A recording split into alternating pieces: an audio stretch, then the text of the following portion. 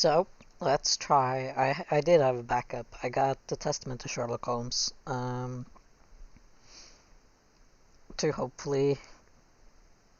that'll hopefully work better than the Silver Earring did. It's a shame that Silver Earring didn't work, because it is a part of the continuation, but it is also a very old game. This is this one. Let's see, we can have full graphics here, right?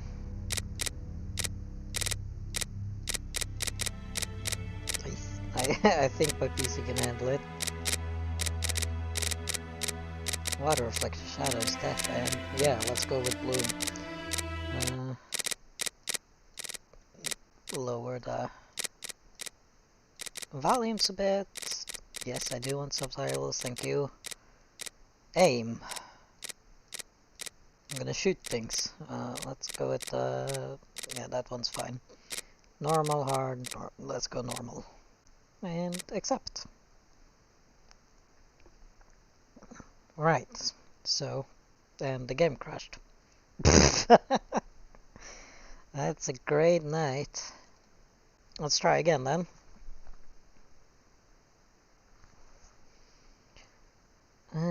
I also need to switch the game capture, I see. Which I forgot.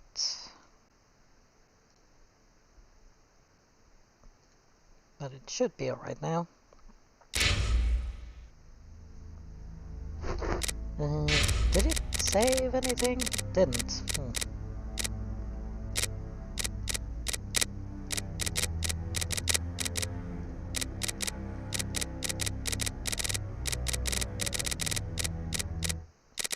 Let's try it again, I guess.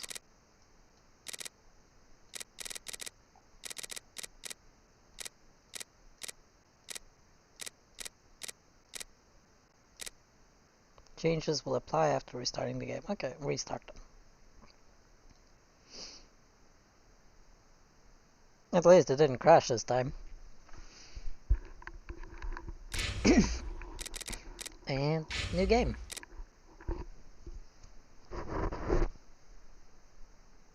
Do the subtitles work this time?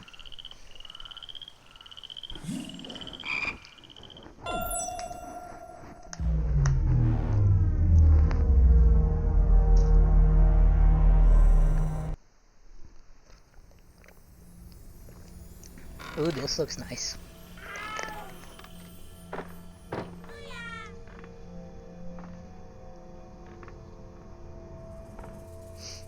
Ow. I'm gonna have to change the game window.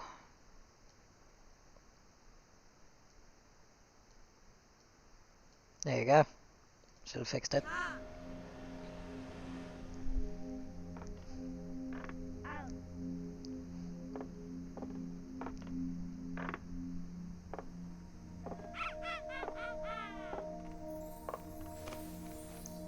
What kind of noises are these kids making?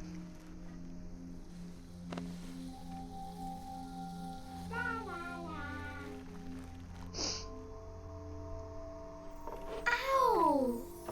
Ah! What's this? No. Voice acting is as good as ever.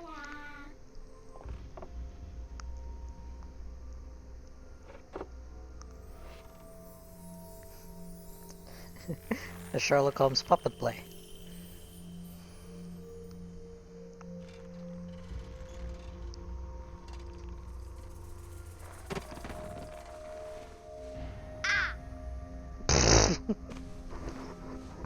Ooh.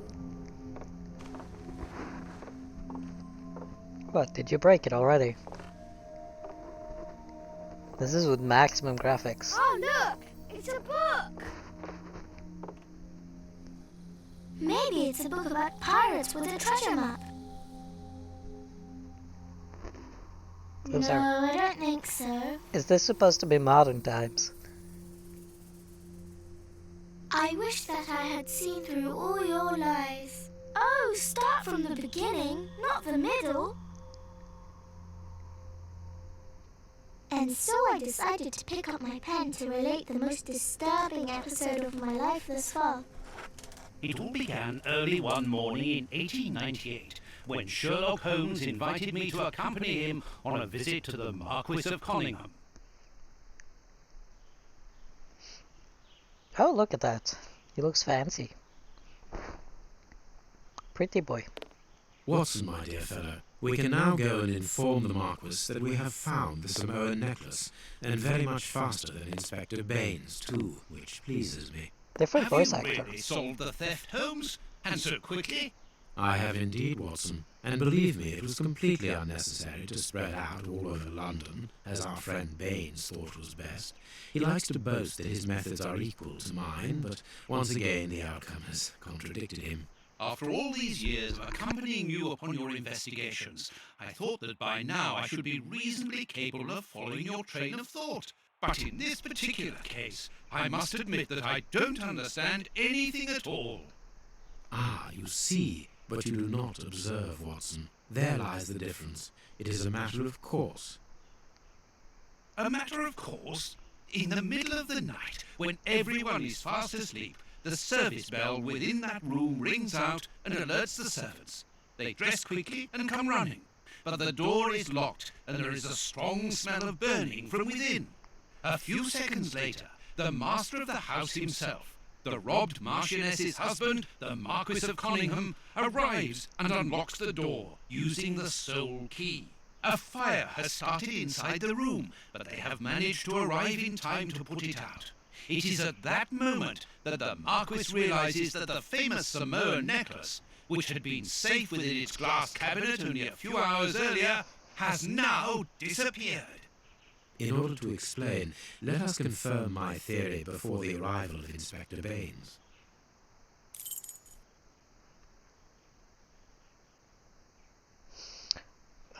Okay. Do we have first person again? Oh. This menu is not available. Yes, here we go. Okay, so I suppose we don't really need the aim. Oh, that's the controls. Options, there we go.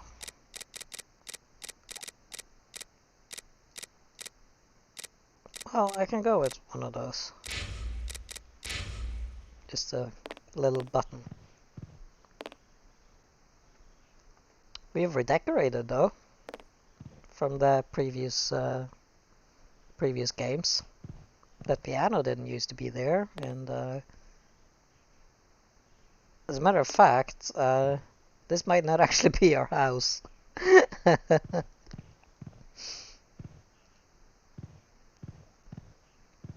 I thought we started in our apartment, but This window was cut with a diamond. A clean, discreet piece of work. This is where the necklace was. See how tiny the hole is, and not one fingerprint upon the window. you always interact with mouse button. After a clue is examined, the icon will turn green. Okay, I do appreciate some tutorial. A mark undoubtedly made by a diamond.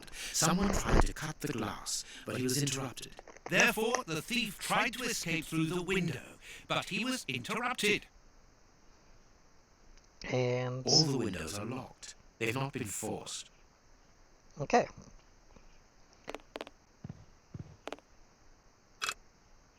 I now have a magnifying glass.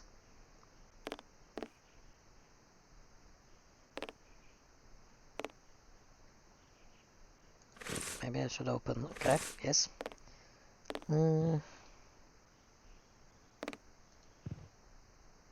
Hello. Let us examine the crumpled scores that have fallen off the piano. Okay, so Nothing of interest here. These sooty prints were left by a tiny hand. I don't understand why these music scores are covered with soot. Press R to switch to first. I am in first person.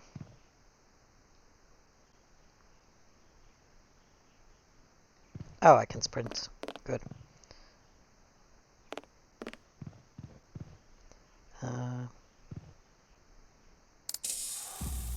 Oh, okay, so I can cheat.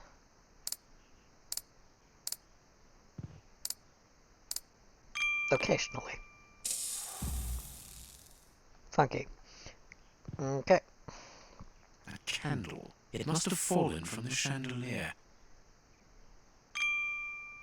These documents are not very interesting, even though they're addressed to the Minister of Maritime Affairs. The Marquis himself. Isn't it pronounced Marquis? Not very well kept, this aquarium. I can see a dead fish floating on the surface. Rest in pieces, fish. This draft screen makes an ideal hiding place. As the theft was committed at night, I conclude that the thief hid himself behind the draft screen and waited until he was alone in the room. Strange, there aren't any prints, yet I'm sure that the thief hid here. I could have used, like, I don't know, lemon. Oh, I've lost my looking glass already.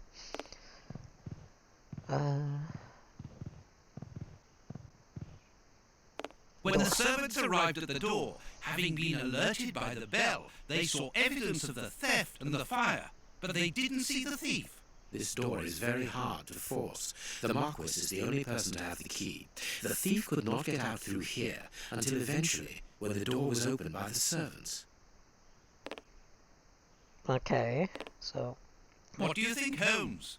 Let us search the room before the police get here. We might throw some light onto all this.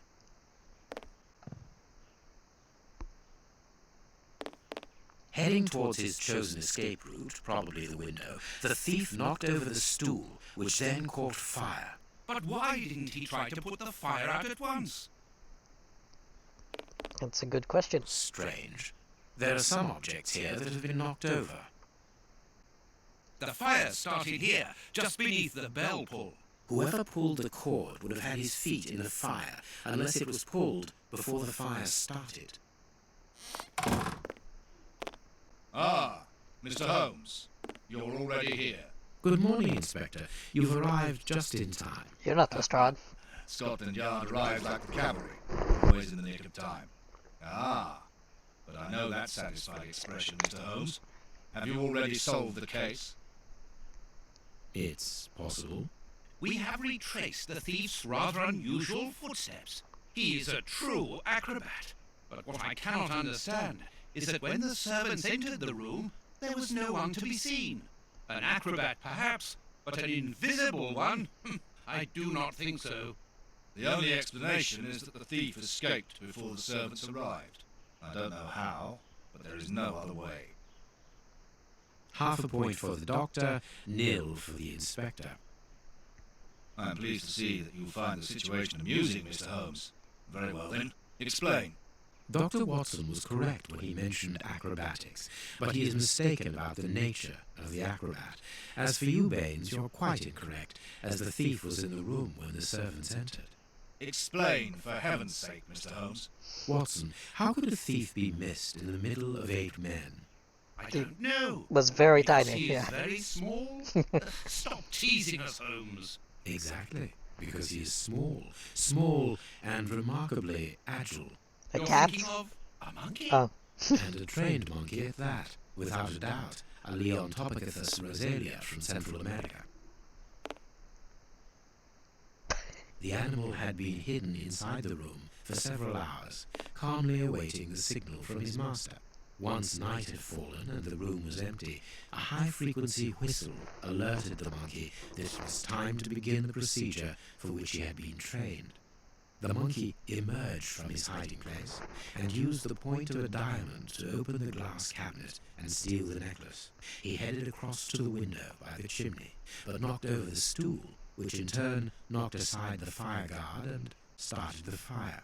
The frightened monkey jumped from the chimney by swinging from the bell pull, thus alerting the house servants. He then went to the window and began to use his diamond to cut a hole, but was interrupted by the staff trying to gain entry via the door, and he panicked again. He ran across the piano, scattering the music scores onto the floor, before hiding inside the chandelier, knocking over a candle. Finally, the servants and the Marquis entered the room, leaving the door open while they put out the fire. It was during the confusion that our agile little thief made his escape through the doorway. As simple as that. A brilliant explanation. Bravo, Holmes. Is he allowed to just say bullshit like I this can see and it from here, my friends. everyone It's keeps right in believing front it? of us. We have searched the room from top to bottom, Holmes. How were we unable to find it? Because we paid insufficient attention to the only victim of this affair. What victim? No one is dead? The fish. Yes, Watson, a poor goldfish whose destiny was to die, crushed by one of the most precious necklaces in England. The aquarium is just beneath the chandelier. I understand. The little monkey had likely hung the necklace around its neck and lost it when he leapt from the chandelier. The jewels fell into the aquarium, where they remain now. Splash. Magically emerging necklace.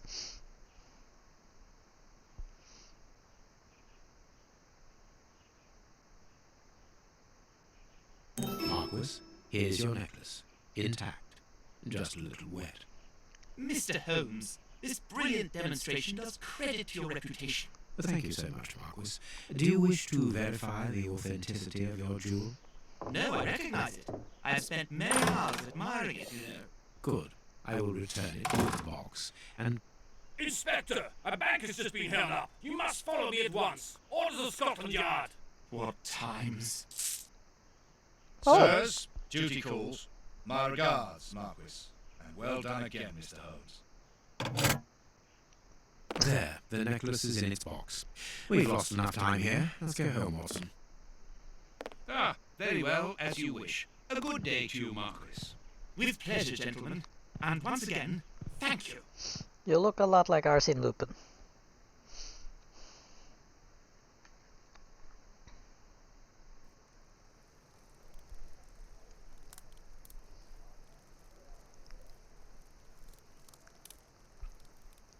No, we have not redecorated. This morning's newspaper. Holmes, have you read this article about you? No, Watson, not yet, and I won't have time to. Read it before you leave. It's outrageous. If you insist. Oh, really? Well, I'm gonna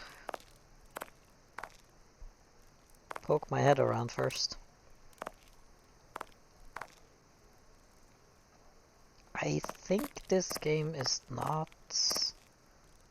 open world, but I don't actually know.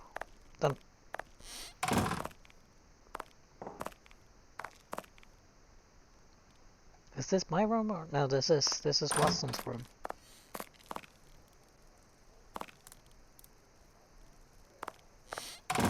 It looks like we've tidied up a little bit and polished the floors. Jesus. Okay, where's the Sherlock Holmes at the home of the Marquis of Cunningham. The investigation is a fiasco. Yesterday, the celebrated detective Sherlock Holmes was invited to the manor of the Marquis of Cunningham to supply his conclusions following his investigation into the disappearance of the priceless Samoan necklace. It should be recalled that the lady called in the detective after the police appeared flummoxed in the face of the astonishing circumstances surrounding the theft. Indeed, the valuable piece of jewelry disappeared while the door to the room in which it was displayed was locked. The alarm was raised by the servants, alerted by the room's service bell ringing out during the night. When the Marquis, the only person in possession of the key, opened the door, everyone rushed in to extinguish a fire that had started before it was noticed that the necklace had mysteriously vanished. The most astonishing factor is that no thief was found within the room and all the exits were closed. As usual, Mr. Holmes resolved the case in the twinkling of an eye and the jewel was recovered. I will not waste my time in the various explanations as to the disappearance because I would prefer to draw your attention, dear readers, to the last surprising developments in the case. Following the departure of Sherlock Holmes, who placed the necklace in the safe himself, the Marquis noticed that the jewel was nothing but a poor copy of the original. Let it not be forgotten that the Samoan necklace, although plain and without ornament, is unique because of the rarity of its pearls. Pearls which are found only in a small part of the lagoon of the archipelago of the same name, and to which scientists attribute their exceptional quality to the strong density of crystal of argonite that they are made of. The priceless necklace, brought here at the beginning of the century by Lord Fenton Arwick, the Marquis's grandfather and an eminent explorer, should have been part of her daughter's dowry for her marriage to the Duke of Newcastle. So, I am going to place a simple question. Should we not, in all open-mindedness, ask ourselves if the necklace was not simply and deliberately exchanged for a fake by Mr. Holmes himself? I am aware, dear readers, that the brutality of this question without any preconceptions may certainly shock some of you. Oh my god, ha ha ha. This is long. But the facts are there, and our thoughts and judgments should not be confused with the regard which we all share for the famous detective. It is not the first time that the Globe Explorer has expressed its reservations as to Sherlock Holmes's methods. Do not forget our counter-investigation into the escape of Arsène Lupin, the Frenchman who took malign pleasure in tarnishing the image of our royal family, and who by lucky chance managed to elude capture by Mr. Holmes. At the time, we did not hesitate to consider a tacit complicity of the part of the latter. For those who are familiar with Mr. Holmes, it is quite apparent that his character traits show more of the opportunist and brilliant usurper than that of altruistic defender of the law.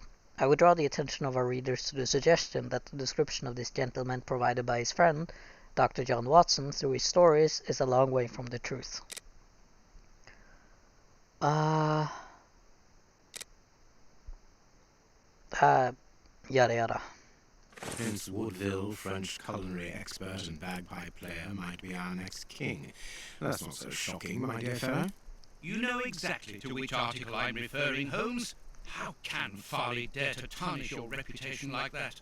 You know, Watson, that wherever glory walks, jealousy is bound to follow. As for the forgery of the necklace, I suspect that we shall soon be enlightened in this regard. Come in, Inspector Baines, the door's open. Ah, Mr. Holmes. How did you know I was here? You are one of our rare visitors who avoids the second-to-last step of the stairs, which creaks dreadfully.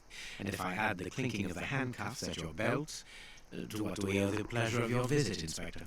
Have you read that, Rag? Yes. We have,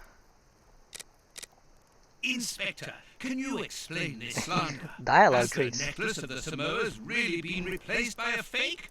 I don't know how the reporter got hold of the information, but it's true. About the necklace, of course. I wouldn't permit myself to question the integrity and honesty of Mr. Holmes. The necklace is a forgery? Impossible! I saw the Marquis authenticated before my very eyes, before Holmes returned it to its place. Mr. Holmes, the Marquis believes Osmond Farley's theory. I shouldn't be surprised if the reporter isn't behind all this slander about you. He's a freelancer, well known for his explosive and subjective articles. In any case, the Marquis assures us that you were the last person to have the necklace in your hands. Let's return to the Marquis's house, Holmes. I'm sure that we'll have no trouble in taking apart this theory. It is unnecessary. Such allegations collapse on their own, like one of Mrs. Hudson's soufflés. Let us leave the police to solve this problem and turn our attention to the matters in hand. Perhaps you're right, Holmes. Okay, well, necklace then. Where is the real one? Inspector, I assume that you have the fake necklace with you. It's why you're here. Your superiors would like me to examine it. Indeed. They would like you to confirm or deny putting this fake in the box. Can't that wait? I must go to the house of Lord Peregrine Maitland, the Bishop of Knightsbridge. And the Marchioness. She is beside herself. Without the necklace, her marriage is compromised. It is the principal item of the young woman's dowry. What a lovely marriage. Isn't it just? Alright, let me have a look at it. Holmes, forgive me for insisting, but don't you want to examine the fake jewellery? Watson, I have an appointment, and it's out of the question that I arrive late.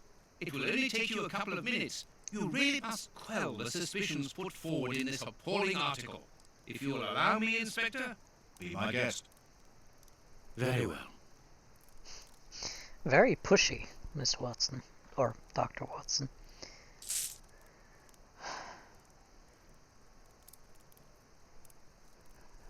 Find out if the necklace is authentic or not. This pearl is too small. It is not in its place here. Oh, I was merely trying to rotate it, but that's broken. This pearl is a different color. This is a Jesus man. These 3 pearls are of poor quality. Too many defects. This necklace is a fake. This is nothing but a vulgar copy, and at a glance it would appear that the forger has intended for it to be seen as such. How could we have been fooled by such a blatant imitation? I don't understand. Yes, how is it possible? Holmes, do you have a theory about this? I have absolutely no idea. You insisted that I examine the necklace, and I have done so. Now it is important that I keep my appointment. I'm sure, Inspector, that you will throw some light on this affair. Holmes. What You happened may to accompany Lestrade, though? Watson, if you care to do so. Did he Goodbye, retire? gentlemen. I'll keep you informed as to my inquiries. Goodbye, Inspector. You mentioned a bishop, didn't you? Are we going to his home? Yes, the Bishop of Knightsbridge. I put his address on our map of London on my desk. Would you get it for me, please? All right, Holmes. Cool. Maybe we can go inspect some stuff. If I can get my cat's ass off my keyboard. The work table, where Holmes analyzes things. Holmes's homemade analyzer. Funky.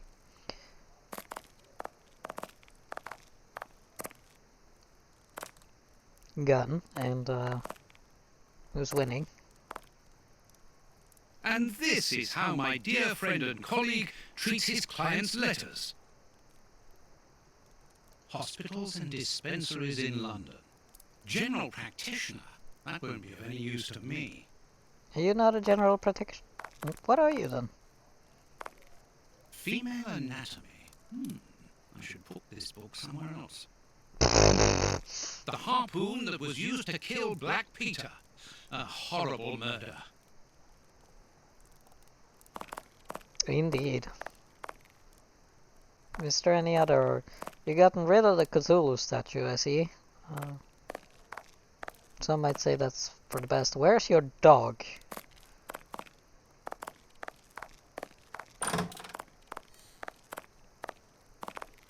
This bust was used to fool Colonel Moran during the case of the empty house.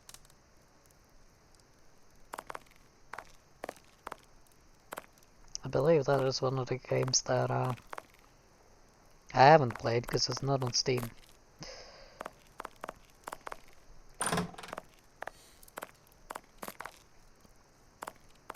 Anything interesting in your bedroom then? Here is where I write my stories about Holmes's cases. And I've got work to do. I'm sorry, what was that?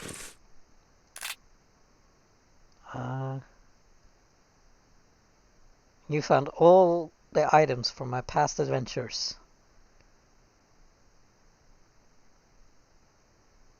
Well then.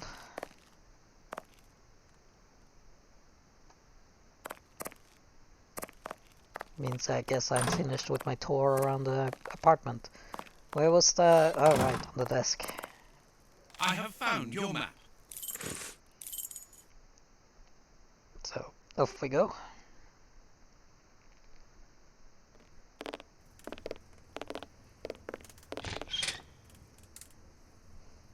The police? Already? How did you know? May we sec. see the Bishop of Knightsbridge? Yes. Yes, of course. But come in.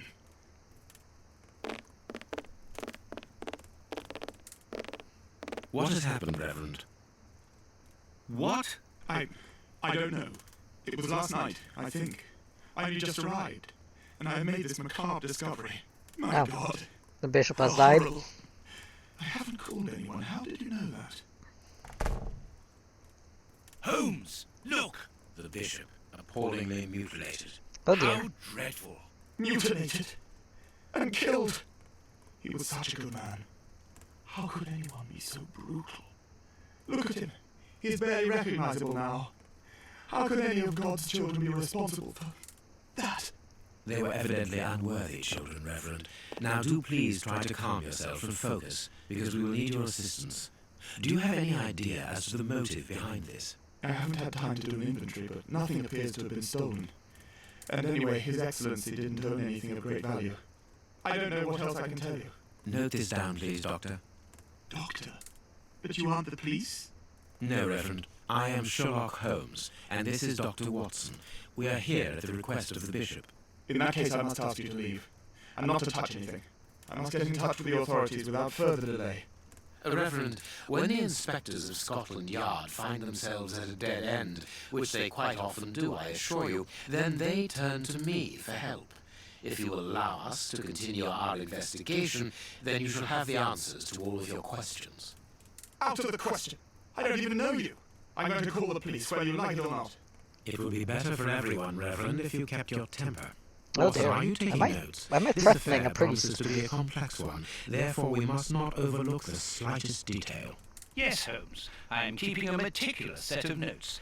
I have created a very clever deduction board. Already? One thing we can be sure of at the moment is that this crime was not for gain. The Reverend has informed us that nothing valuable was stolen, and indeed it would seem that the bishop had nothing of any worth to take. Very good, Watson. Do continue. Exciting. So it was not wealth. Make the right deductions based on the facts you have. I have 0 facts. Well, let's have a look at the corpse. You can see by his expression that he's suffered terribly. He's lost His a mouth tooth. is covered in blood, and I can make out strips of skin between his teeth. His chest has been lacerated, I would say, with a very sharp and fine blade. Do I... Do I rotate? What do I do?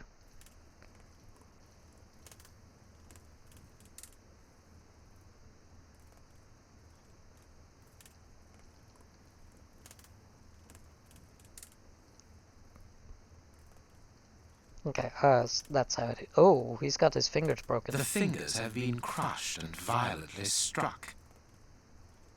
The fingers have been crushed and violently struck. Yeah, he's... His forearms have been ripped. Pieces of skin have been torn off. What do you think, Watson? I'd say that he was eaten alive. Yet I've noticed a curious degeneration of the skin tissue around the wounds. My dear friend, everything points to this man having gnawed at his own forearms. That's unbelievable, Holmes. His stomach is covered in scratches. Quite evidently, they weren't made recently. So, these wounds were not made by his murderers. interesting. A piece of rope Oh. that was used to tie up that poor man.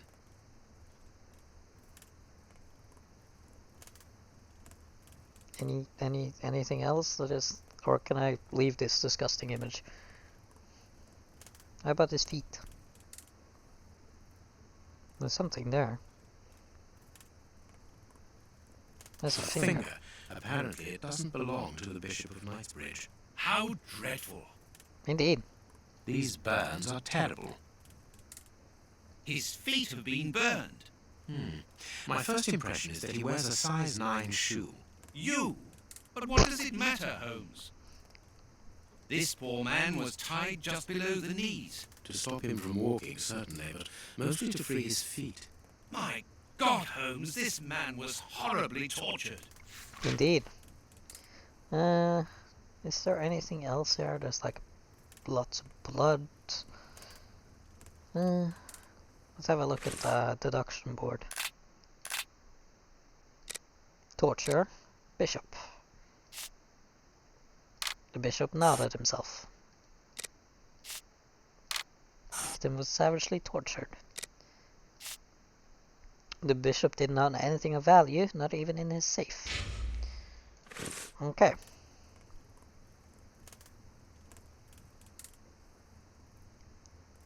Have I inspected everything there is to do with the bishop? I think so. Something is missing here. Oh, yes? And what might that be? His shoes. Watson, his shoes are missing. But we aren't actually allowed to touch A anything. bottle of whiskey. I can make out fingerprints stained with blood and dirt. There is blood on this paperweight. This paperweight was used to crush the victim's fingers. Ouch. Will say, in this game, Sherlock moves a little A sluggishly. broken bottle of whiskey. However, the Bishop of Knightsbridge was known for his sobriety. It would seem that the brutes who tortured the bishop to death were intoxicated with alcohol. Were they? It is a very lovely room, though. This stove is filled to overflowing. Do I have anything else? Bishop's shoes is missing.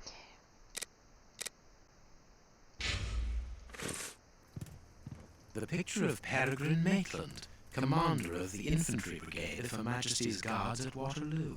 The Bishop of Knightsbridge has the same name as his ancestor, an illustrious family. Exciting.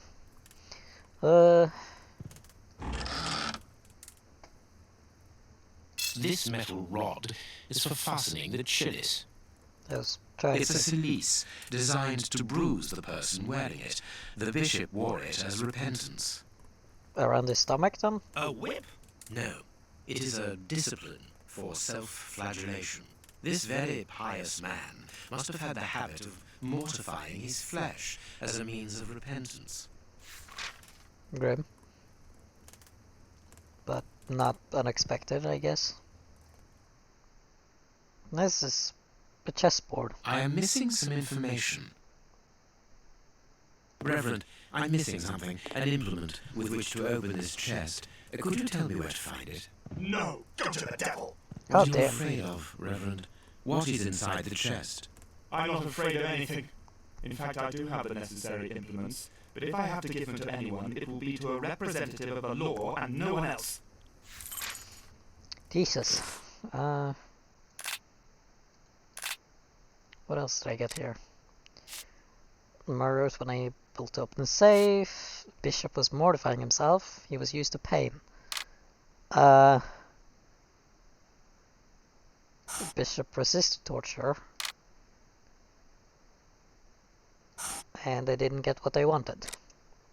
Haha. You have no right to search here. No, shut up. Oh.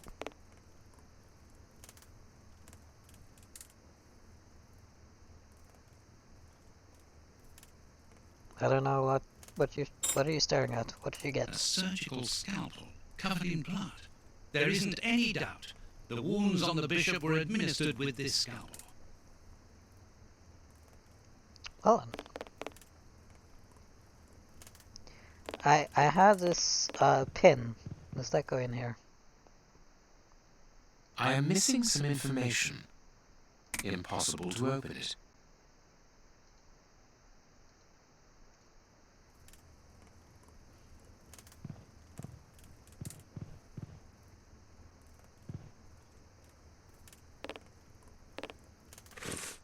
And do I have any more here?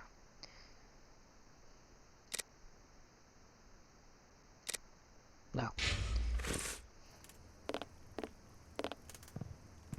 You have no right to search here.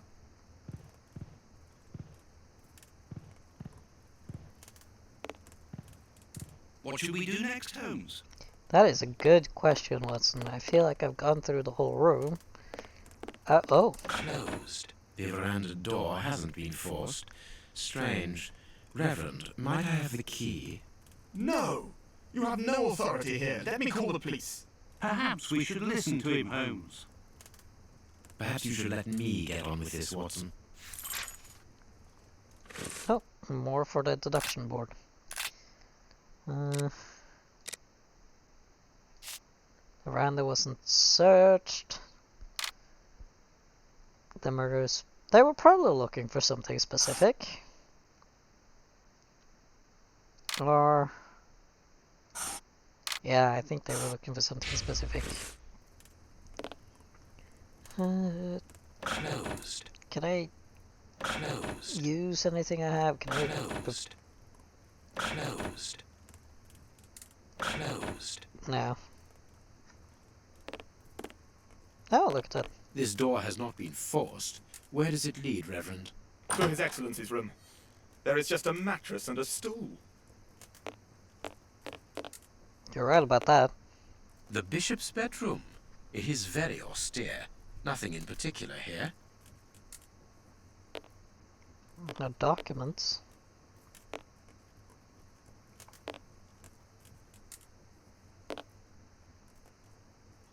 Cross. Oh, window. It is impossible to get out. Right.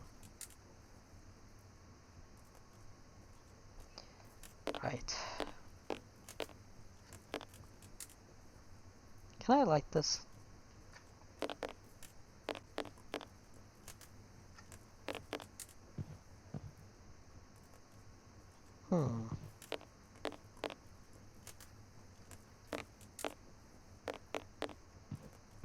You have no right to search here. Oh, shush. I cannot leave now. Oh, look at that. Watch where you're putting your feet, Watson. Have you noticed these prints upon the ground? Just gonna smack him in the face. Well, yes, those muddy marks. See here, Watson. Footprints can often provide more vital information than the very best of informants. Yes, if you know how to make them talk, that is. It's child's play, Watson. We will begin by excluding the contaminating prints, which are yours and mine from where we came in, and those of our dear Reverend who was so impatient to call the police. Right, let's have a look. A fragment of stone. Peculiar. Well-worn shoes with an odd pattern on the soles. Hobnail boots like those worn by labourers. Hobnail boots like those worn by labourers. This print came from an expensive pair of shoes, and it seems recent. It is not a labourer's shoe. That's probably our footprints. Size 9. Size 9. Size 9. Nothing of interest here. Question 1, how many criminals were there? And question 2, what do the footprints reveal?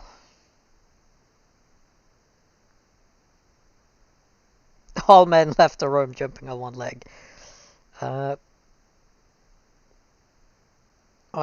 I need something. I'm fairly sure these are Sherlock's.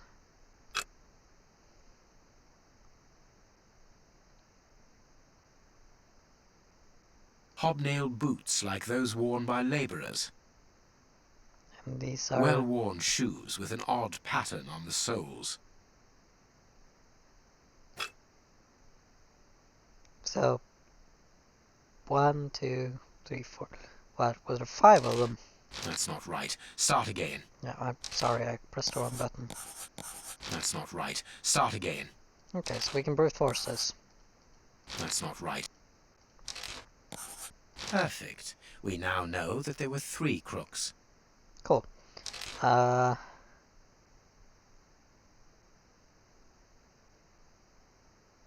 not right.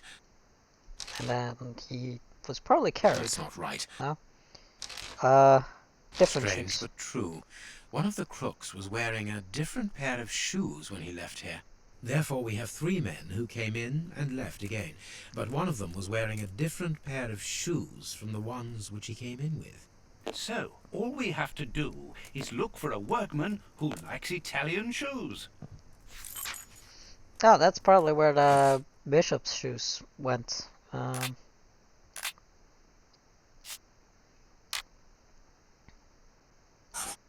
Left wearing the bishop's shoes. Came back for his shoes? No,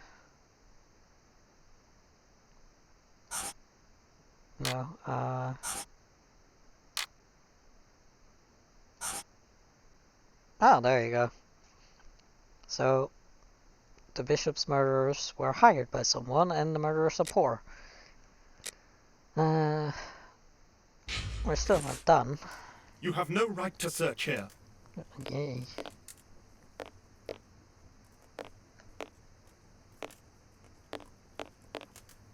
I cannot leave now. Can I inspect your shoes? A broken file and blood near the neck. What a strange smell. Phew. Chemical components, I think. It is evident that the Bishop of Knightsbridge's killers were after something specific, and that they did not find it. Reverend, I shall ask you one more time. Open the chest. The item they were seeking must still be inside. It is unlikely that they will let this matter rest. They will most certainly return to finish what they started. And I'm telling you once more, the chest is locked and shall remain so. Very well. We have reached an impasse. You are a stubborn man, Reverend. Watson, accompany our friend to the police station and return with Inspector Baines. Baines and no one else. I shall wait for you here. Go. Let's go to Alone smell. at last. Now I can continue my investigation. Well then.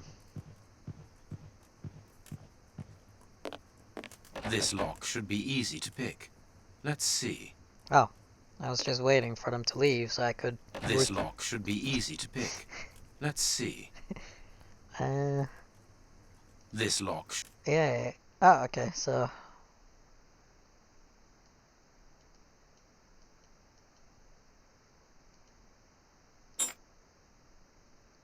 Oh, okay, I see. So I need to make the...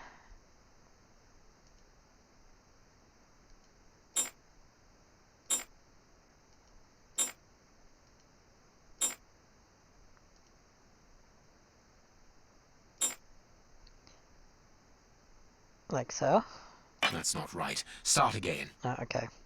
So that is that, and then this I have to go up like this. There we are. There you It go. is simplicity itself. There isn't anything much in this room. It must be used as a reading or meditation room. Immediately see An something. ink stain, quite fresh. This stain is just on the edge of the rug. Let's see. There is nothing on the floor, yet the ink must have soaked through the rug. Interesting. This inkwell was tipped over recently. I need to turn the rug. An ink stain. The ink stain on the floor comes from the ink on the rug, but they are not in the same place. Someone has moved the rug recently. That is curious. There is something strange on the floor. Certain stones have been marked out, just like a chessboard. That is curious. I need something. Did I run out of all my stuff? No? The pocket knife, maybe? That is curious. I need something. No. A stone. That is curious. I need something. Well.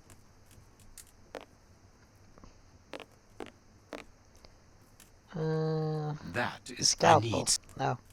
That Finger. is. I need. Rope. That is, I need. Maybe I need to combine something.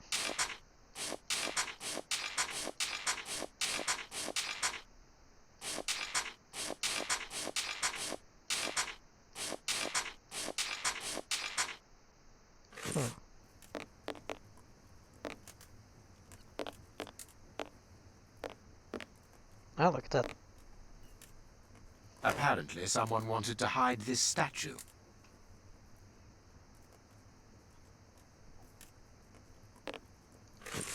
I got a statue? Where? This horse resembles a large chess piece.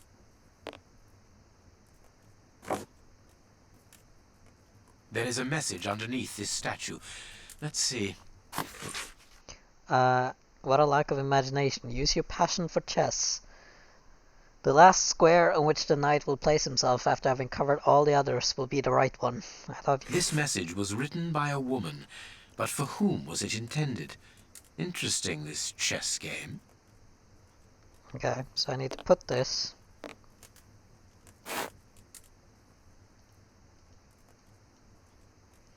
And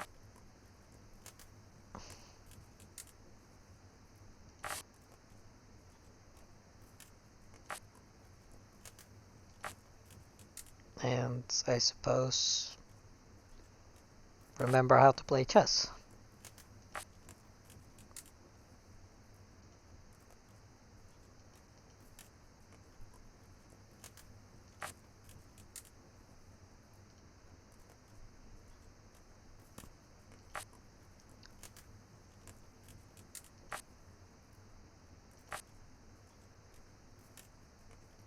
Which I've never been particularly good at, but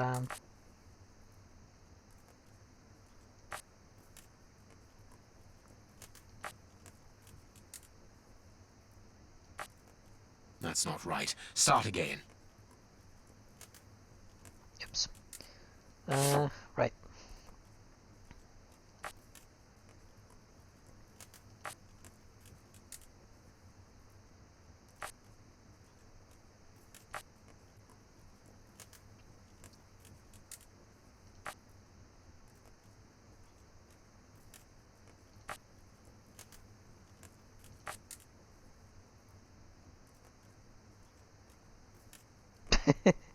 uh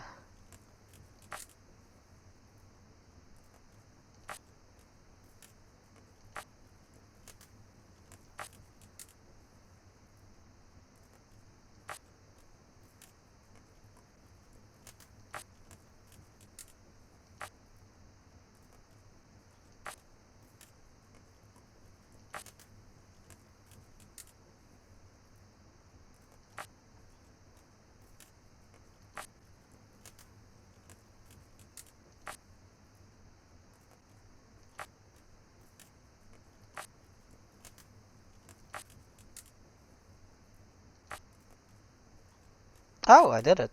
This last piece should be the good one. It will have to be pulled free. I need something. Well, I have a pocket knife.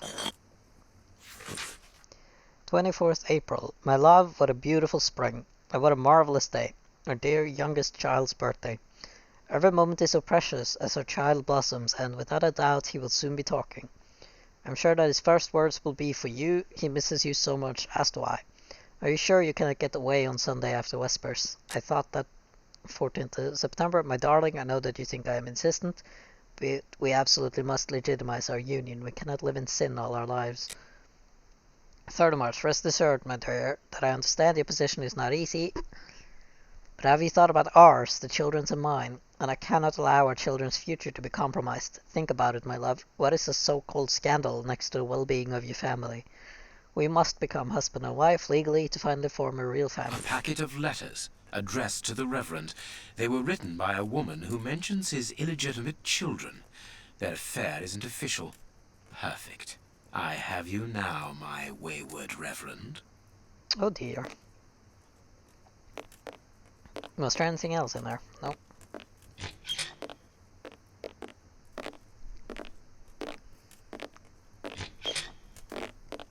Ah, Watson, you were gone a terribly long time, and Inspector Baines isn't with you. I'm afraid not, Holmes. We were unable to find him. Dr. Watson would not allow me to contact any inspector other than this Baines. What manners! I am a man of the church. My dear Reverend, I notice that you are a chess lover. I trust you will excuse me, but I am never able to resist the appeal of a half-finished game. You are an expert at chess. Very well, then. What do you want now? As you might have guessed, resolving your small chess problem has allowed me to discover some very interesting letters. Letters? What do they say? Reverend, why hide these letters here and run the risk of the bishop finding them? Holmes, what's in the letters? Not now, Watson. Where else could I have hidden them? My own chambers are too austere. They could offer no cover. I knew, however, that His Excellency, may he rest in peace, would not notice my game. The contents of the Bishop of Knightsbridge's chest interest me greatly. Give me the elements you hold, Reverend. Out of the question. I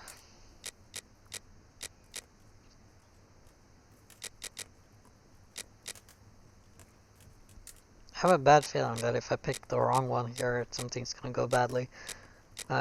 Corruption, blackmail, or threat.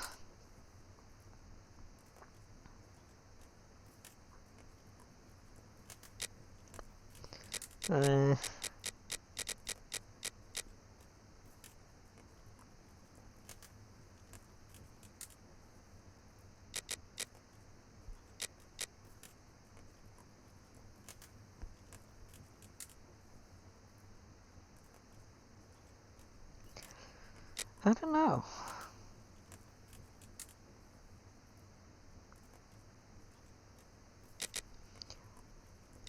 I don't feel comfortable threatening a bishop.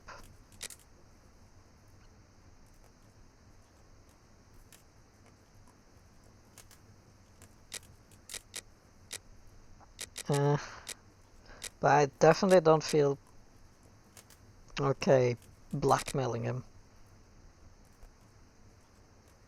Do you understand that you are the prime suspect in this terrible murder? No, this What? feels wrong. That's ridiculous. Think for one moment, who profits from this crime? Not me. I think so, yes. With the Bishop of Knightsbridge no longer here, you are now the apostolic director of the diocese, are you not? Yes, until another incumbent is appointed, but A position which should logically come to you. The police will not overlook that. they will never believe you. But of course they will. Do not forget who I am, Reverend. You are odious. Here are the stems that you were looking for. You have won. Evidently, as I always do. What are you able to tell us about the Bishop of Knightsbridge's last days? Did anyone come to visit him? Did he seem worried, anxious? Do not omit the smallest detail. This His feels nephew wrong. came to see him yesterday at His Excellency's request. I found this visit a little peculiar because the young man rarely visits his uncle. Do you know why that might be? Were they on bad terms?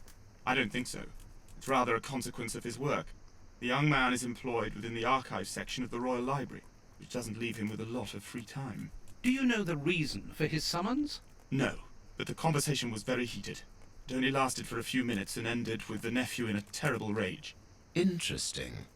I've answered your questions. Will you now let me contact the authorities? I'm afraid not, Reverend. Not just yet. All right, now we can open the safe. Somehow, yes.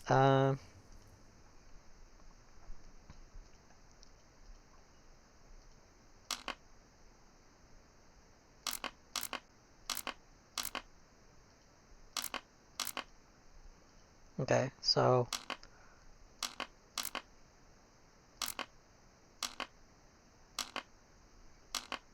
what's the point of this game?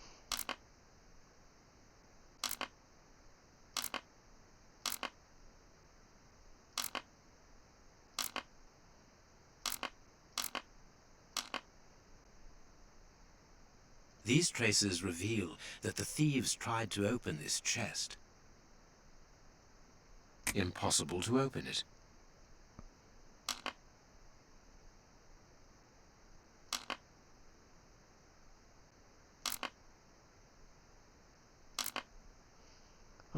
Okay, so I need to put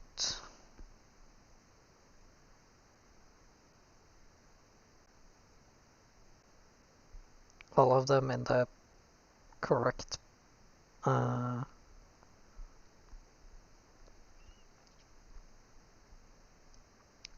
so that they don't overlap, I suppose.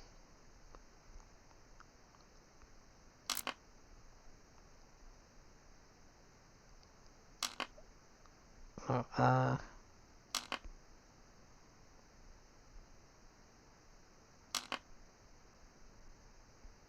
Now I can open the chest. oh, okay, yeah.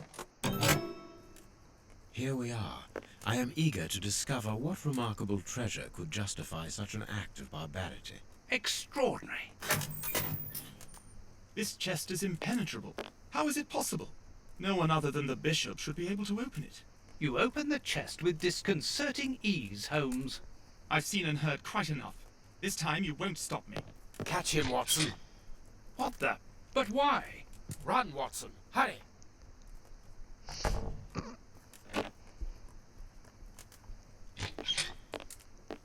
He's escaped. I hope that your motivations are founded, Holmes. I don't much like skirting around the edges of the law like this. It is annoying. Let's leave without delay. What have you found in the chest, Holmes? What in there is so precious for these men to commit such terrible acts? The Reverend was telling the truth. Nothing important was locked inside the chest, apart from a few religious items which are hardly worth stealing. So, we haven't made any headway. Perhaps the police will. By the time the police arrive, we shall be a long way from here, Watson. We are leaving. Oh, well then. Well, let me look at the deduction board. Flask. The broken flask has some blood at its top.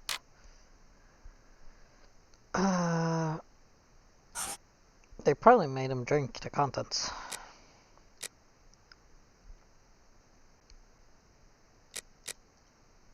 Maybe. Yeah. And I got a thing. You will make a highly efficient criminal. Thank you. I'm going home.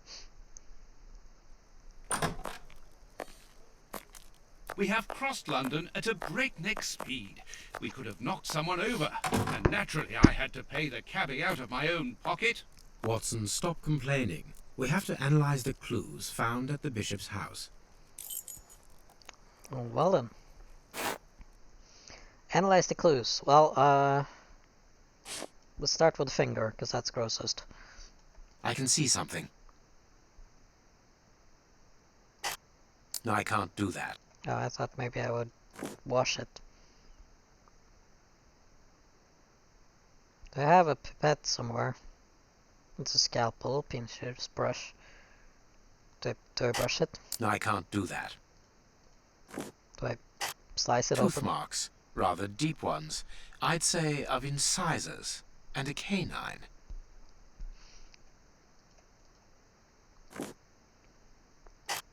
Tooth marks. Black and damp earth under the nail. Interesting. And, Fragments of skin. A phalanx. This finger wasn't cut off. It was ripped off. how do I know when I'm done with finger? No, I can't do that. No, I can't do that. No, I can't do that.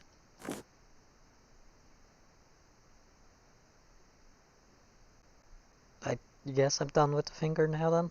Tooth marks. I haven't finished. No, I am not.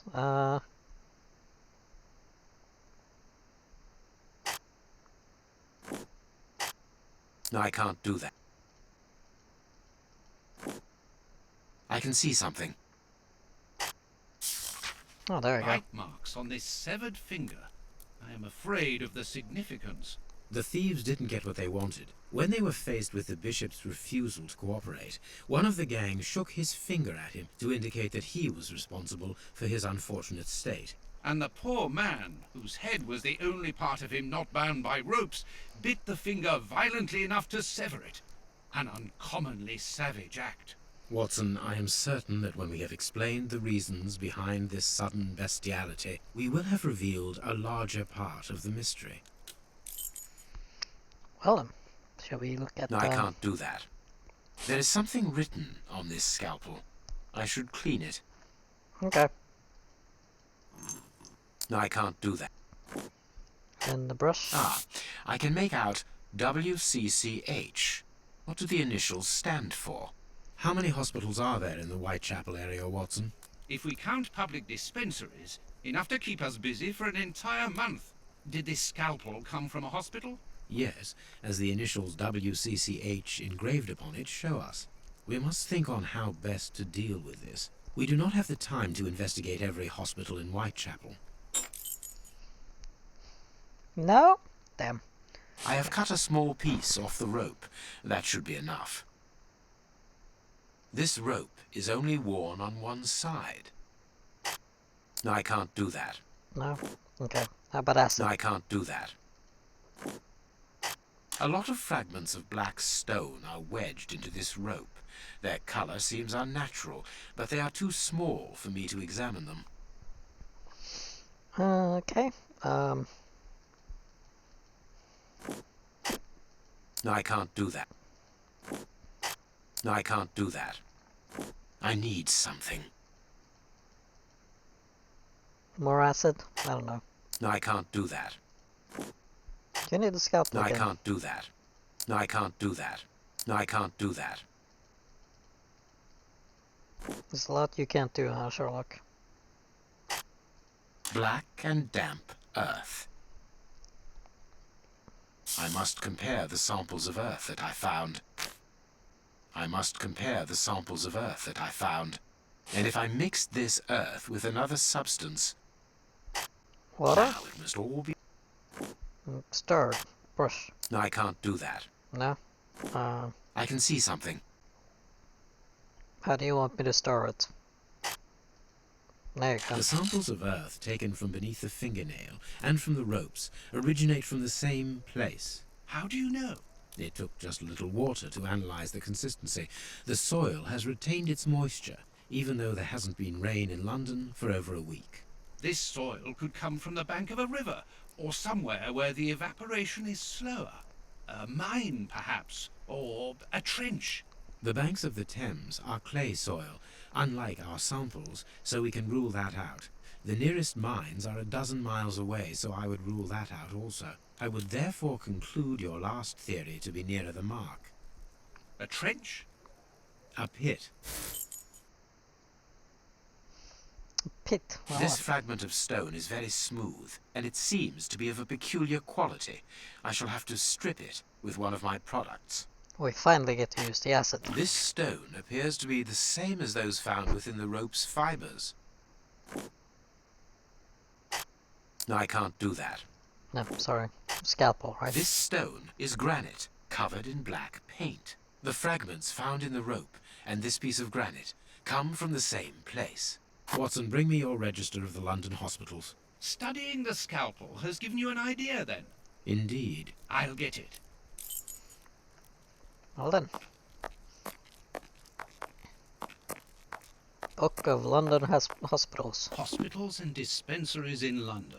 I have found my book, Holmes. Good. Put it on the work table, will you?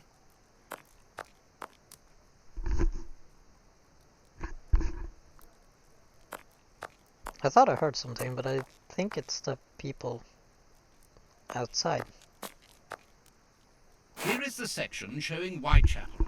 I made several notations on these pages during our investigation into the Ripper, which might prove useful.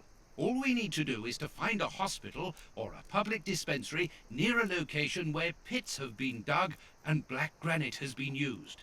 It's simplicity itself. I haven't finished my analysis.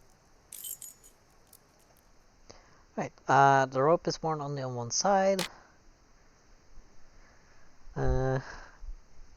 Was always used on the same side, probably. The damp earth brought in by the Bishop of Night 3 Killers. It's from a pit,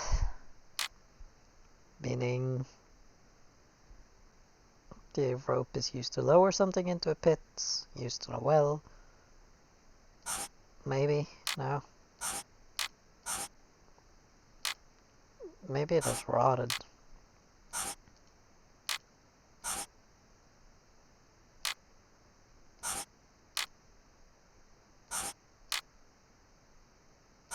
I don't know. Fragment of granite painted black. Hey. Near a monument. It has to be a pit then.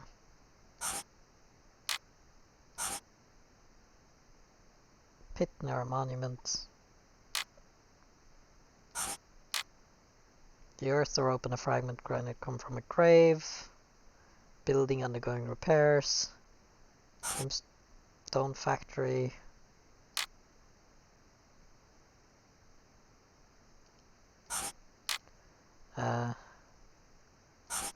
Construction site. That is apparently not correct.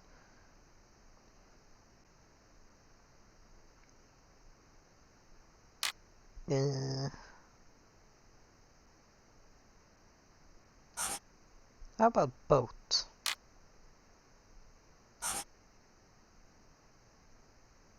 No, because he did say pit, right? Or didn't he?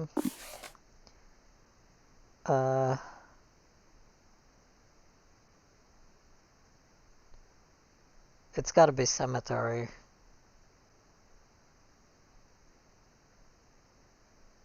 Yeah.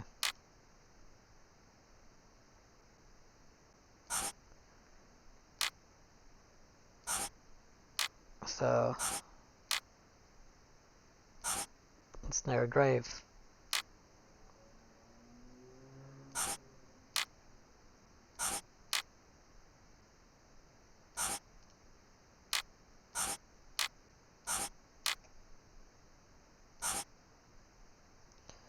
Uh,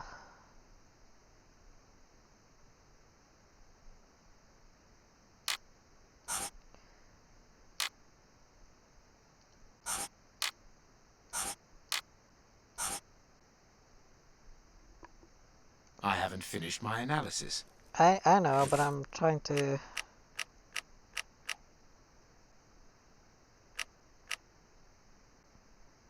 Okay, so yeah, it is a pit.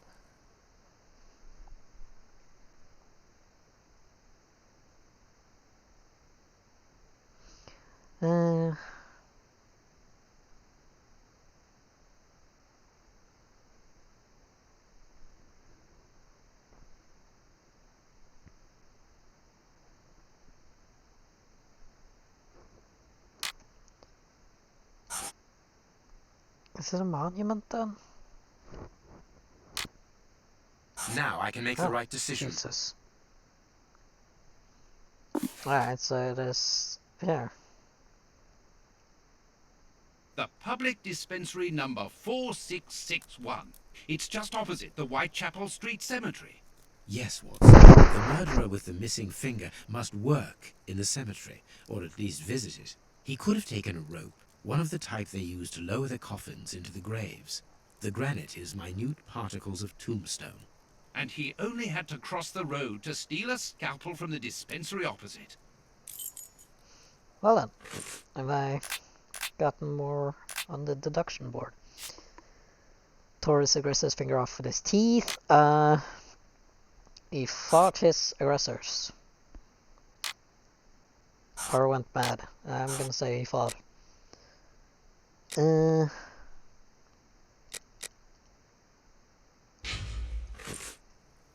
I need something. Soil? No, it is unnecessary. This. Oh. Add liquid from the test tube. Use all active agents to work out something. Okay.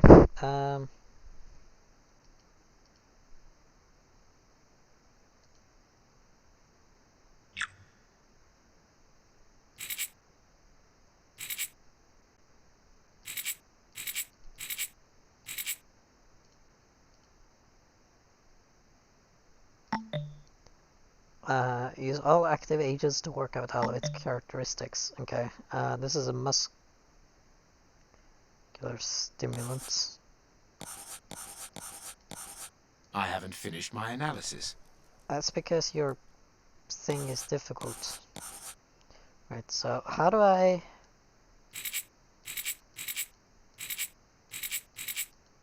How do I add it in?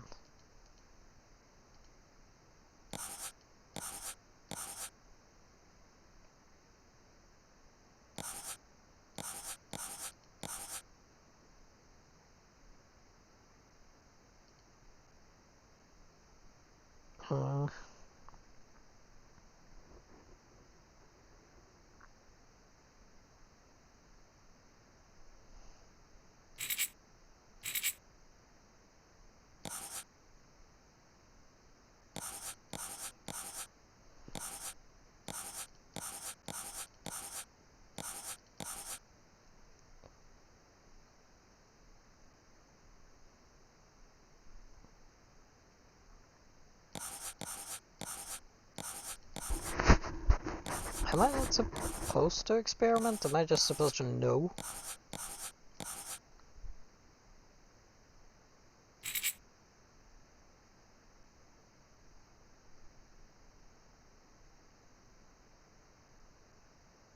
See, fatality, aggressiveness, degeneration of skin tissue, and muscular stimulants.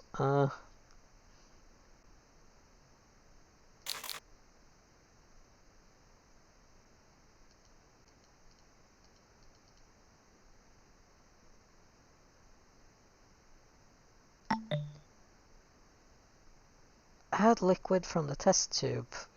Yeah, but how? I haven't finished my analysis. I know you haven't. Shut up.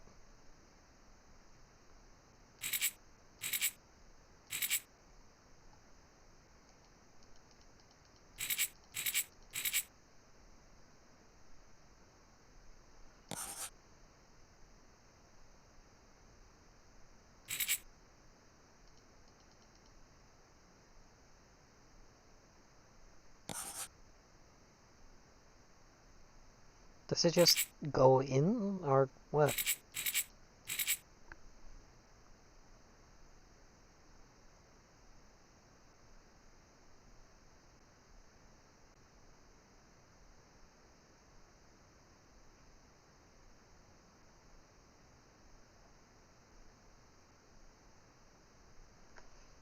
Hmm.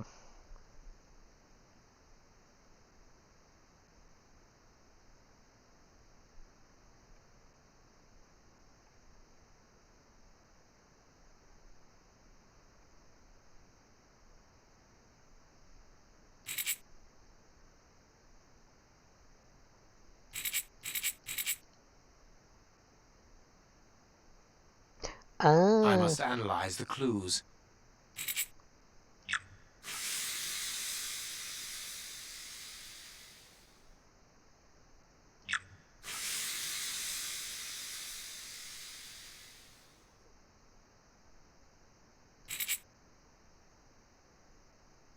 I'm being told I can skip the couple, so fuck that.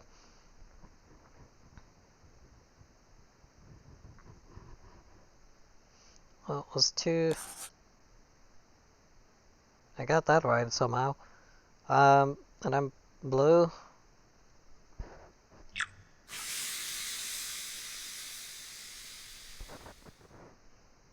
There's 3 of those and 2 of those, and that was apparently correct, so I'm just gonna... 3 white and 2 of those. And then yellow. 2 green and 1 blue.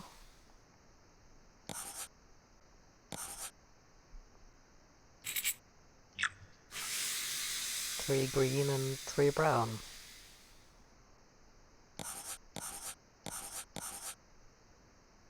Poison, and apparently Cool. very virulent. That took way too long to figure out how to solve. A substance that provokes a heightened aggression close to madness. Death by cardiac arrest.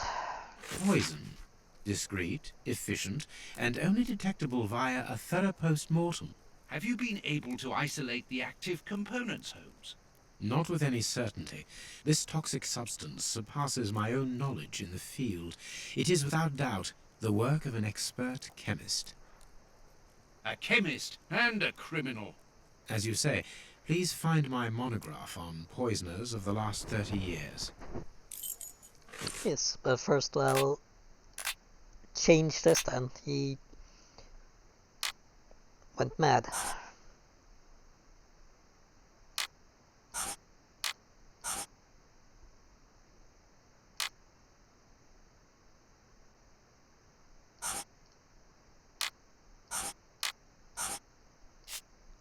Flask contains a poison that causes madness. There you go. Perfect. Well done, Watson. Our board is finished. It confirms that the Bishop's murderers work for one person, who, amongst other things, possesses a very sophisticated poison. They therefore act for someone more educated than themselves. Uh-huh. Wait, I got another Badge. To a great mind, nothing is little. You completed the first deduction board. Nice.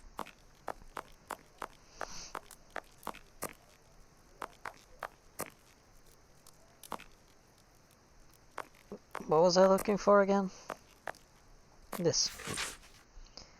Hans Schielmann, aka Rat Killer, nationality German. Sentenced to life.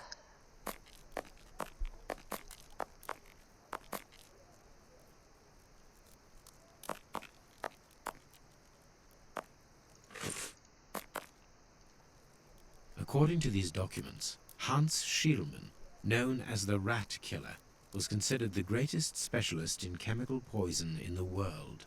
Is he at liberty? Happily, no. He has been held in the high-security wing of London's Westgate prison for many years now. Then he cannot be the one who concocted the poison. Don't dismiss him too quickly, Watson. According to Scotland Yard, the man is exceptionally intelligent. For the greatest criminals, prison is but a mere obstacle. Let's plan a little visit to see Mr. Schielmann tomorrow. You remember Wiggins and his gang, the Baker Street Irregulars? Yes, the street urchins, whom you employ upon occasion, and Wiggins is their leader. Yes. Well, I have hired their services again. I have instructed them to find out the address of the bishop's nephew. I think he's here. Hi, Wiggins. Hello, Mr. Holmes. Wiggins, my Changed. young friend, have you found the information for which the good Dr. Watson is going to pay you? Yes, Mr. Holmes, it was easy. Very well, I understand. Here are a few pennies. Thanks, Dr. Watson. The man you're looking for lives near Kensington. Does he live alone? Yes, but he rents a room for an old lady. Did she see you? No, Mr. Holmes, no one saw me. Perfect. Watson, give our young friend another shilling as a reward for his discretion. Here we go again. But of course, You're a doctor. You probably earn a lot of money. I'm falling asleep, Holmes. Aren't you tired? No, I have an exceptional constitution. I can't remember ever having been fatigued by work. Idleness, on the other hand, exhausts me completely. Go to bed, Watson. The night will be short. We leave at dawn. Of course we do. Wow, this is a real adventure. It's exciting. I like it better than made-up stories. I want to know what happens next. Keep reading. I'm going to. I want to listen to. My readers must excuse me if I do not describe in full detail here the terrible images which haunted me that night. I had a sense that something extraordinary would take place, but I was scarcely prepared for the reality of it. Good morning, Holmes. Did you get any rest? I did not attempt to sleep. Have you managed to come to any conclusions? I think that we might follow 3 trails. We can visit Whitechapel to try to discover the identity of the murderers by making inquiries at Dispensary 4661 and at the Whitechapel Street Cemetery. The poison trail seems more important to me. We should perhaps go to Westgate Prison first to see Hans Schielmann. Yes, and let us not forget the bishop's irascible nephew, whose address we now have, thanks to my Baker Street irregulars. I have located each place on our map of London. Holmes, let me remind you that we still have not been officially instructed to investigate this affair. Ah, well, we will just have to hide that small detail. Well then. We got another thingy. First class chemist.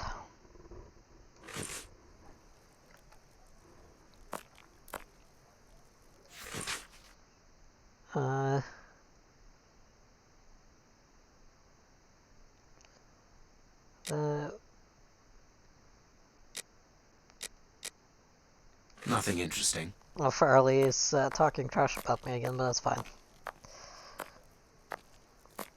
Where's my dog?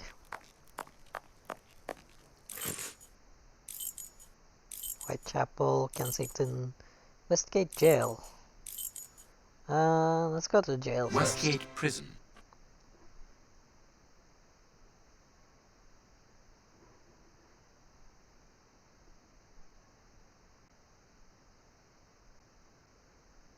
Here we are at the famous Westgate Prison, one of the oldest and shortest in the kingdom.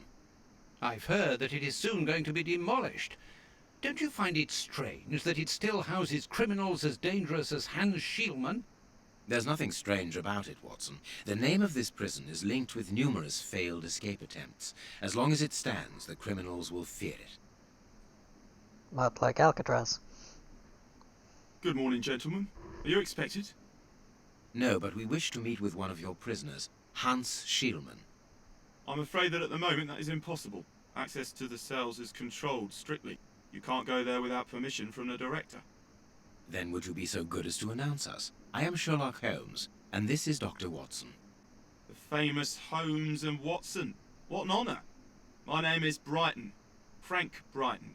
I'm afraid that I can't announce you. I'm not allowed to leave my post, under any circumstances. But I'm sure that the director won't refuse to see you, even without an appointment. Do you see the corridor behind the reception? Follow it to the secretary's office. You'll find him there. Thank you, Warden Brighton. One last thing. Hans Schielmann received any visits lately? None. And I'm sure because I've dealt with receiving visitors for several weeks now. I volunteered because it's a calm post to be in. We don't get many visitors and it gives me time to write. Just like you, Dr. Watson. I enjoy literature and the... Very good. Thank you. That was very impolite, Holmes. That man admires our work. You could have given him... Another time. Let's go and meet the director of the prison. We are kind of on a time schedule here, Watson.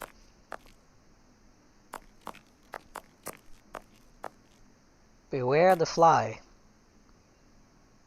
Oh, actual flies.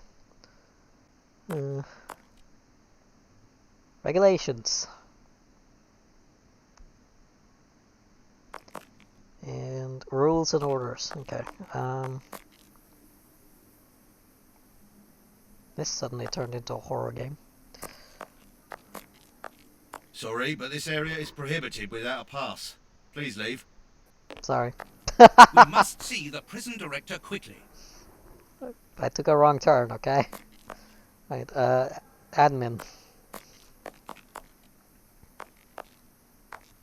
Closed.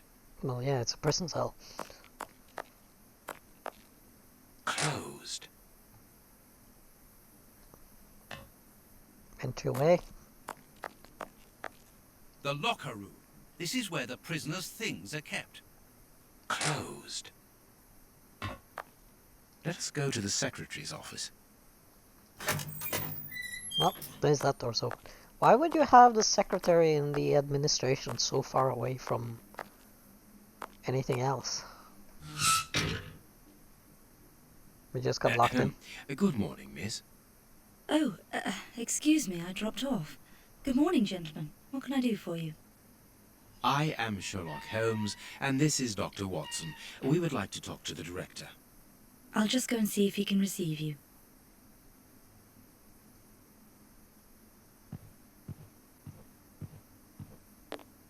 Tiredness, pale face, stiffness.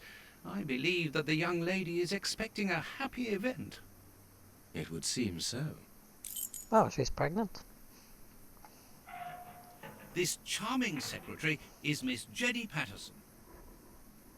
This small rack is for urgent letters to be given immediately to the director. Then why does it have letters in it?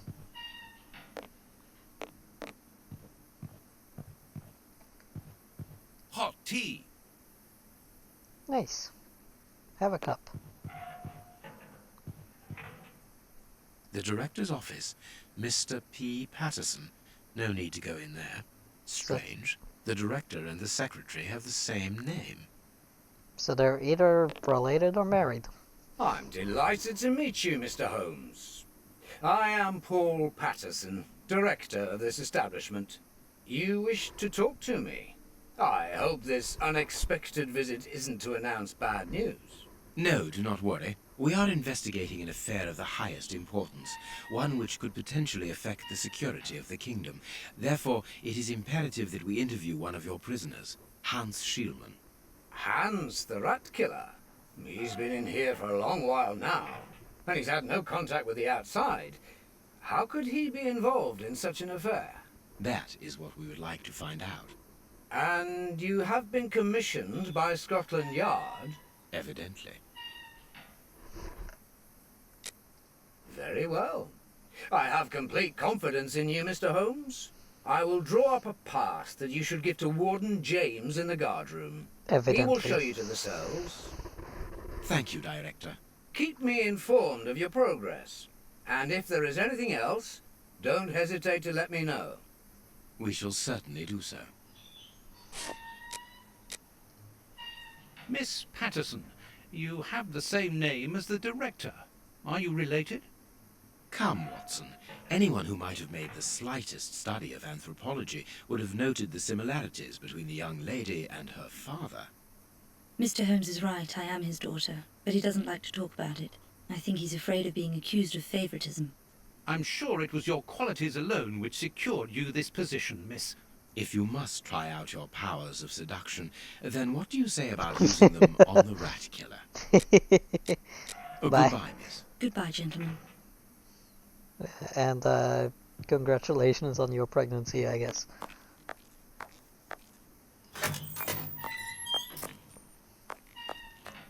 Let's go see the...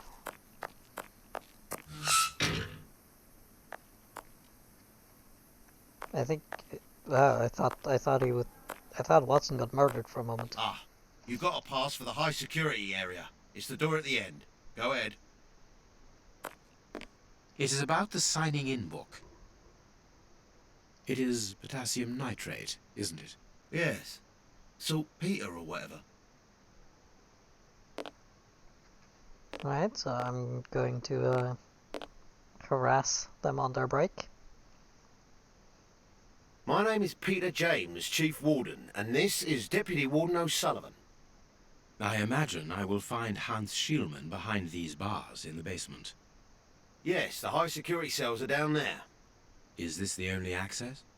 Yes, there was a second door at the end of the main hall, but it's been blocked up as a security measure. Thank you, Chief Warden.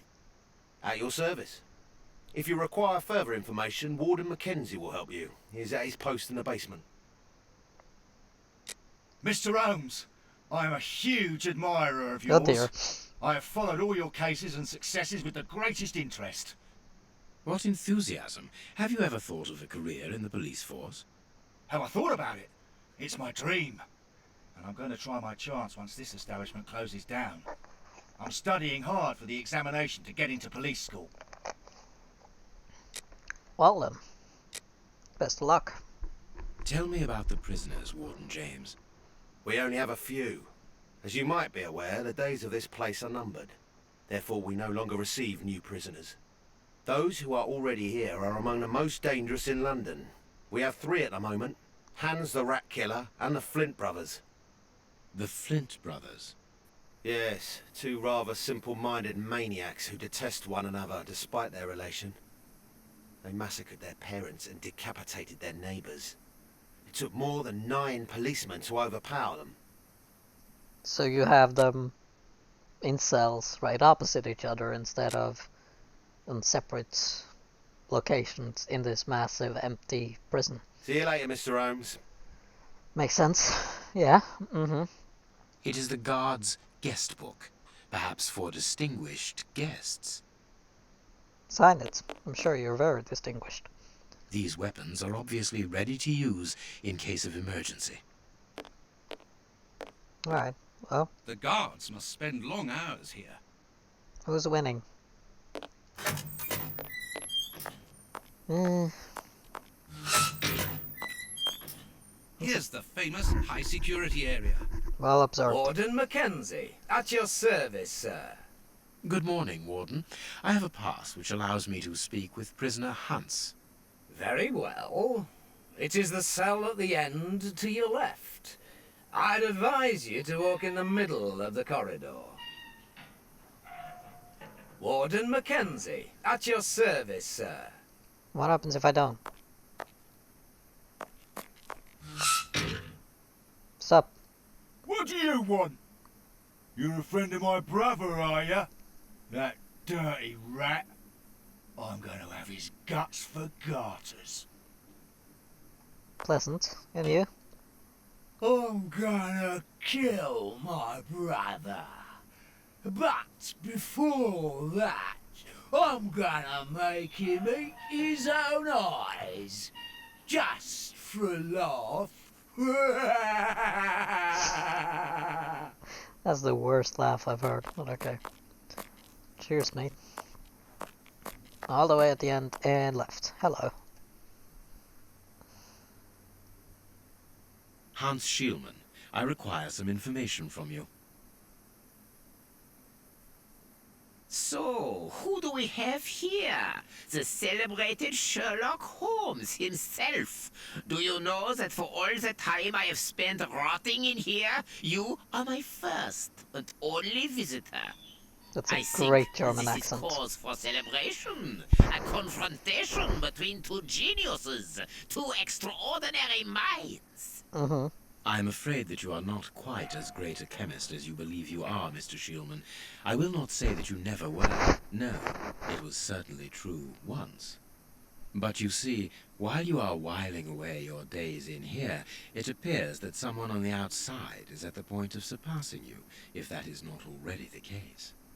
Yes, I heard about that. A chemical poison that eats away at the flesh and provokes hysteria. I recognize talent when I see it, but it's only a matter of time before I win back my laurels, believe me. What can you tell me? That depends on what you can bring to me. Oh, really? What do you want? Do you know why I am treated so harshly? For my meals, I am given nothing but a hunk of bread. And even then, not just any sort. Get to the point. Never interrupt me! Where was I? Oh yes, the bread. Did you know that with a little rye yeast, a pinch of moss, certain cockroach secretions, just enough light and damp, with a few other ingredients that I will keep quiet about, I succeeded in poisoning half the staff here. Unfortunately, a little something was omitted, which would have made the results fatal. Instead, it merely caused acute attacks of stress and powerful hallucinations. Even so, I got a great laugh out of watching them cry like babies when they saw their most primitive fears materializing before them. You are a monster, Mr. Schielman. And Thank really you. tiresome to It listen wasn't to. a compliment. But of course it was! You others, you ordinary, narrow-minded people, you are afraid of anything that you cannot comprehend. You call me a monster because what you find impossible to face is just the slightest fraction of my genius. If by monster you mean someone who is nothing like you, then it is a compliment. What do you need? Very little. Just something to write with. You see, my brain races like an engine with too many thoughts. I see them crackle and explode into thousands of formulae right in front of me. What a torture not to be able to write them down. What a hell to see them vanish just as quickly as they appear to me. Just bring me something that I can write with. That's all. That seems an easy enough request to fulfill. But listen, I don't want a vulgar inkwell and a pigeon's feather. No, I need material fit for my talent. I want my ink pen. Bring it to me, and I will be happy to pass on to you a little of my knowledge of modern chemistry. I'll give Where you is it? anything you want, It was as long as you shut up. confiscated upon my arrival here. I suppose it might be in my locker, in the locker room. Leave me now, and don't come back without my ink pen. See you soon, Mr. Holmes. Yeah. Warden Mackenzie, at your service, sir.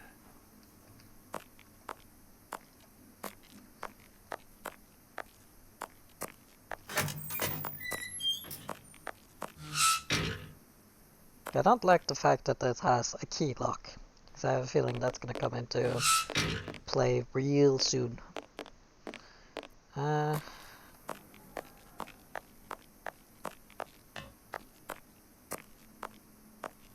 Closed. Right, so maybe she has a key or something? Miss, may we borrow the keys to the locker room? You'll need authorization from the director to open that door. If you wait a moment, then I will inform him. We will wait, thank you.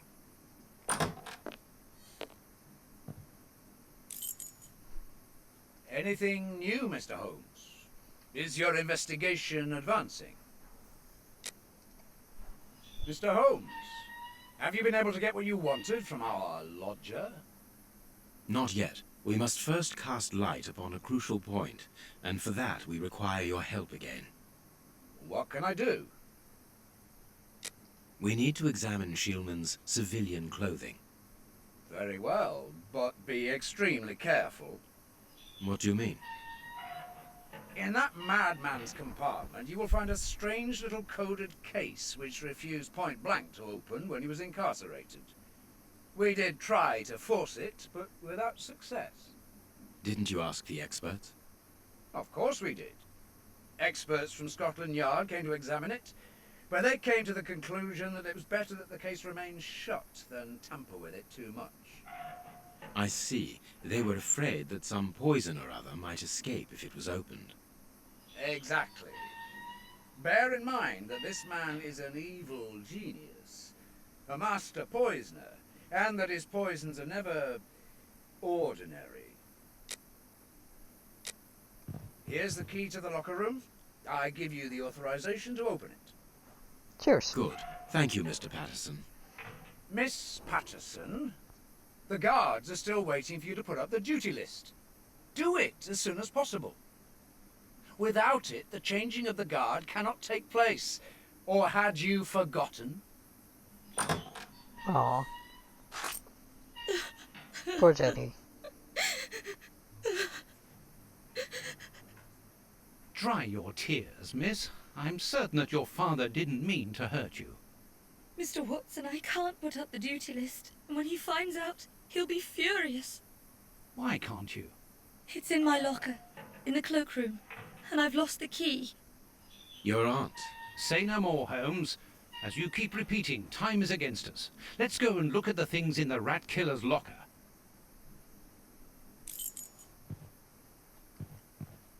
Well then.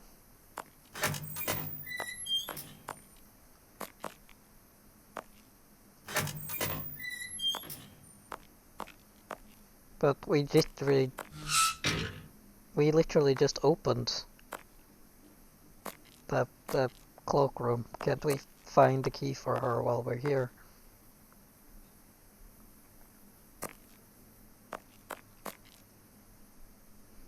Here is the locker of our friend, Hans, the mad scientist.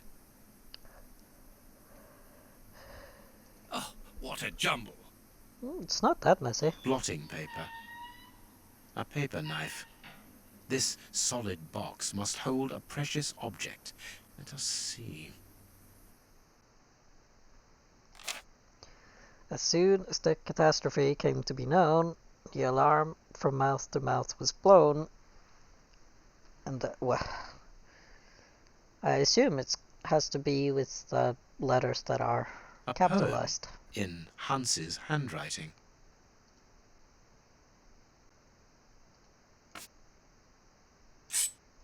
No, I can't do that. No, I can't do that.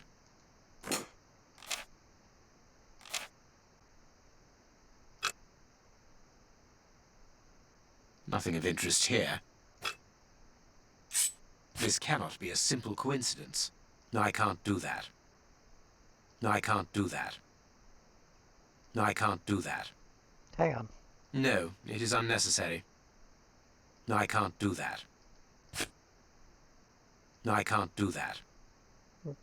Trying to see where there might be. No, I can't do that. No, I can't do that. No, I can't do that. So, KBRS.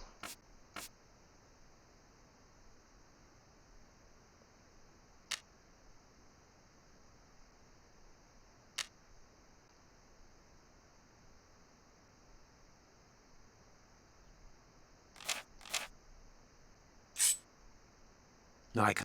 No. Nike. Nike. Nike. Nike. Nike. Nike. Nike. Nike. Nike. Nike. Nike. Nike. Nike. Yeah, shut up.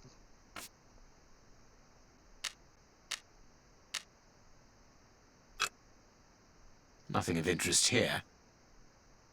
Nothing of interest here.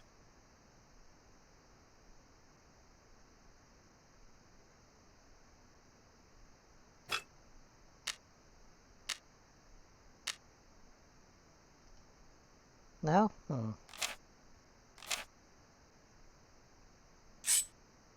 Nike. Nike. Nike. Nike. Nike. Nike. Nike. No, it is unnecessary. Nike. Nike. It's difficult to see the hole, so I'm just gonna... Nike. Okay, so KBRRS.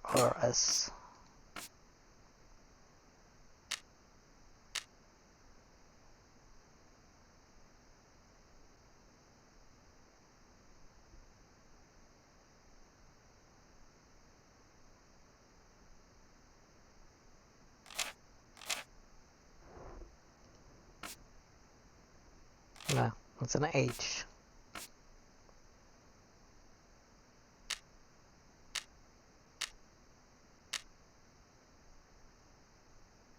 Perfect. There you go. What is written on that note, Holmes? Later, Watson, later. We can give Hans his pen. There you go. This was the... Wasn't this the cloakroom? The locker room. This is where the prisoners' things are kept.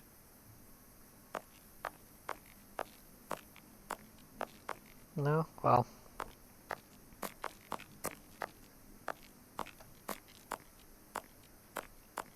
Staff cloakroom. Ah, Closed. well, I was given a whole bunch of keys, but apparently only one key is at the same time. What a bunch of incompetents. Oh, if I was as unprofessional as that, there would be murderers running all over the town. What's up? What's the matter? Are you a patient of Dr. Watson? Very amusing. I was going on about the dry cleaners in Westgate Street. They've just delivered my ceremonial uniform in the middle of my duty, when I've told them 1,000 times not to bring it until after 6 in the evening. A ceremonial uniform? You've been promoted? No, and that's not about to happen. No, I've been invited to a wedding. I mean, I hope to be... I'm in trouble. If the director sees that I've left my post, I'll be sacked without pay. Give it to me, Warden Brighton. I'll take care of it for you. Really? Thanks a lot. Here's the key to the cloakroom and that of my locker. I'm really grateful, Mr. Holmes. Yeah, how I can What go... have you got in mind, Holmes? You're not doing this out of kindness, are you? No, out of curiosity. We will be able to access the cloakroom with these keys. See?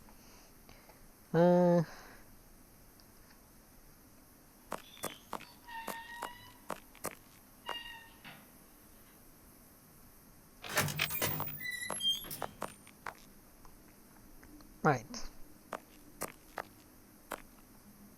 I figured I'd also help out Jenny.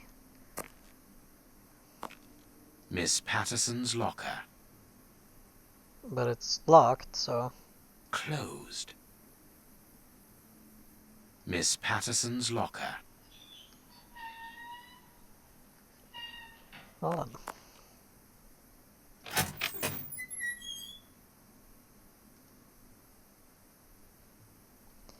Oh, might as well put up his coat. Bicarbonate of soda. Brighton must have an upset stomach, caused by stress without a doubt. The name on the key is Jenny Patterson. That is interesting. Oh damn, did you knock her up?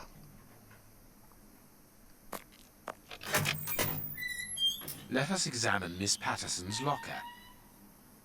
The lock on this box is rather sophisticated. Incredible. Is Jenny hiding something? Who knows? Okay, so it's probably just connecting all the red and the green.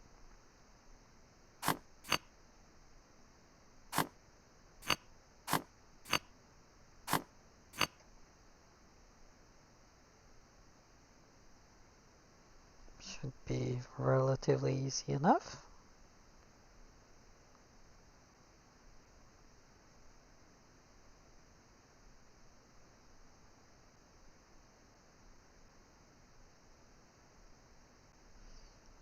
I say that, but uh,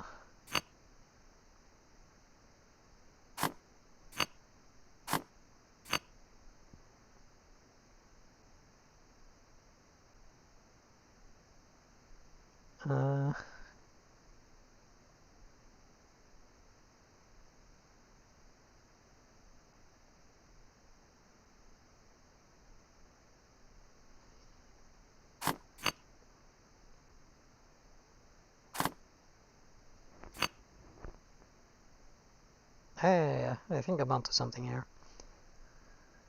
And then that there. Then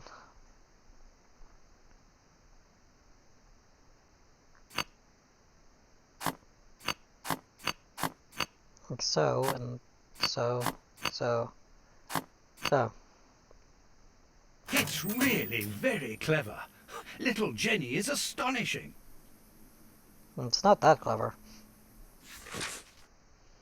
Frank Brighton, a single heart with two souls. A locket, sealing the relation between Jenny and Warden Brighton. Decidedly, this boy is not a great poet.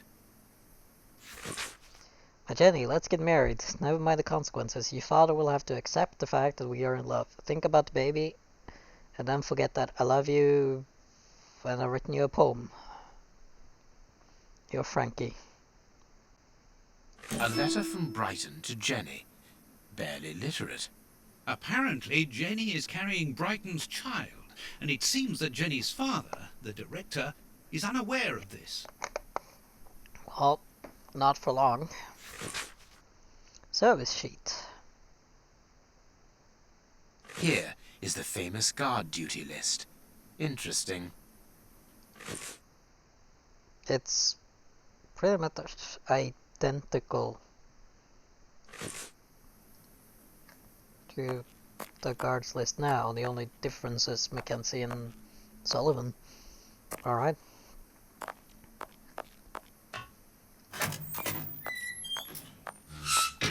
Can I tell you We that have found the guard duty cards, miss.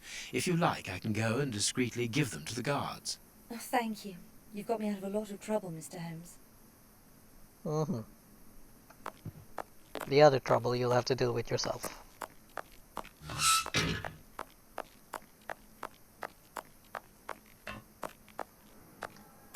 Is he asleep? Sorry, sirs. I'm on duty. I can't help you. No, I meant to give you the duty roster. Apparently I don't have that anymore.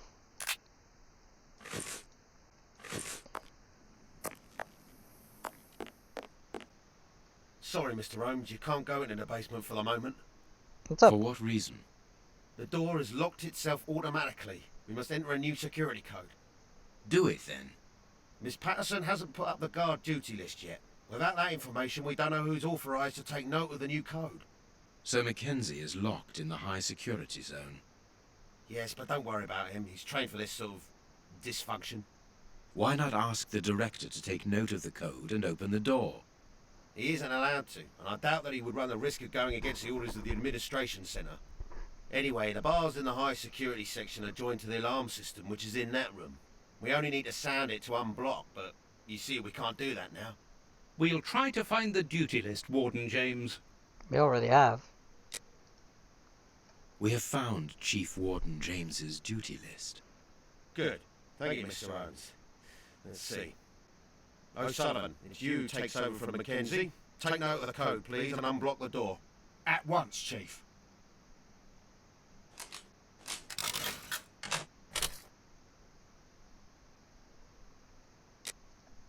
Ah, Mr. Holmes, could I ask you for a favour? Please do. I think I can say on behalf of all the staff that we would be honoured if you would care to write something in our guest book. With pleasure, O'Sullivan.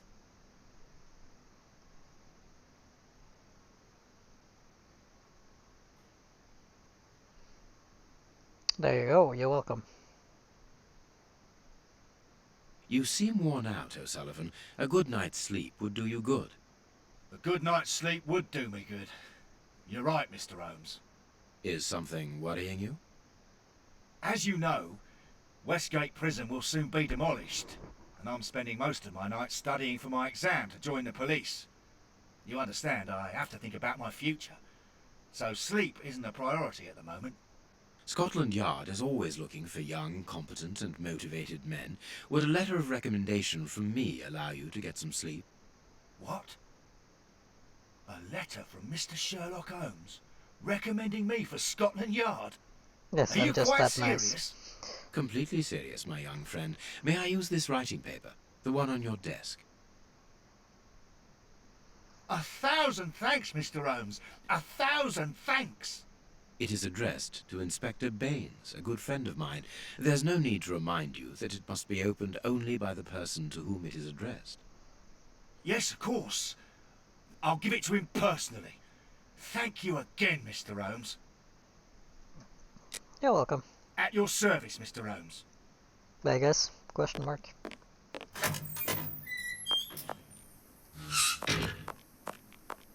Warden Mackenzie, at your service, sir. I thought they were supposed to swap.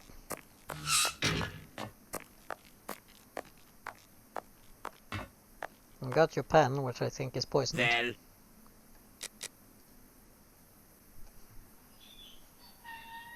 You have what you wanted. Your precious pen. you seem annoyed, Mr. Holmes. I would even go so far as to say terribly worried. Why should you care, Mr. Shielman? Let's talk about that poison. I am not talking about you in the grip of natural emotions found in ordinary people who are confronted by the inexplicable. But as for Mr. Holmes, you are embarrassed, aren't you? Are you hiding something? Am I? That is enough, Shielman. You have kept your word. Therefore, I will keep mine. At this moment, the poison which so interests you isn't finished yet. Its maker is encountering great difficulties in attaining the desired results. What is the end result? Murder, Now, probably. Mr. Holmes, the end result of any science, as Descartes once said, to become the master and owner of nature. Here we are talking about human nature, of course. And the creator's problem isn't so much the mixture as the durability of his creation. What do you mean? You see, this poison was made using rare but very volatile short-living compounds, which means that it is only possible to produce small quantities, which most importantly do not keep for a long time. Conceiving such a product in a laboratory especially built for the purpose could be achieved by any good chemist. But recopying this alchemy on another scale and keeping it ready at any moment, observing the particular conservation and storing conditions that a substance of this type requires, well, that would need a genius. I doubt if the creator of this mixture would be capable. And you would be, of course. Naturally. Of course. Luckily, you are going to spend the rest of your life in prison. Luck is cyclical. It always comes around again, sooner or later. As far as I am concerned, I have the feeling that the cycle is going to be very short.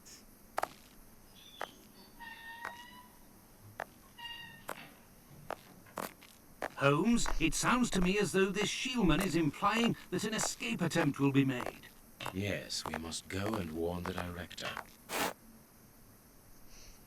Well then, off we go.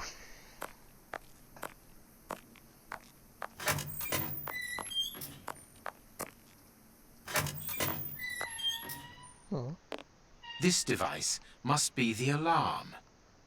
Interesting.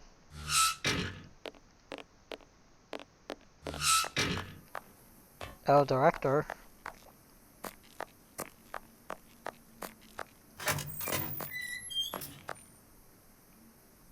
You made your daughter cry It is again. out of the question that your bastard is named Patterson. Very well. You refuse to reveal the father to me? Well then go and join him. I'm not stopping you.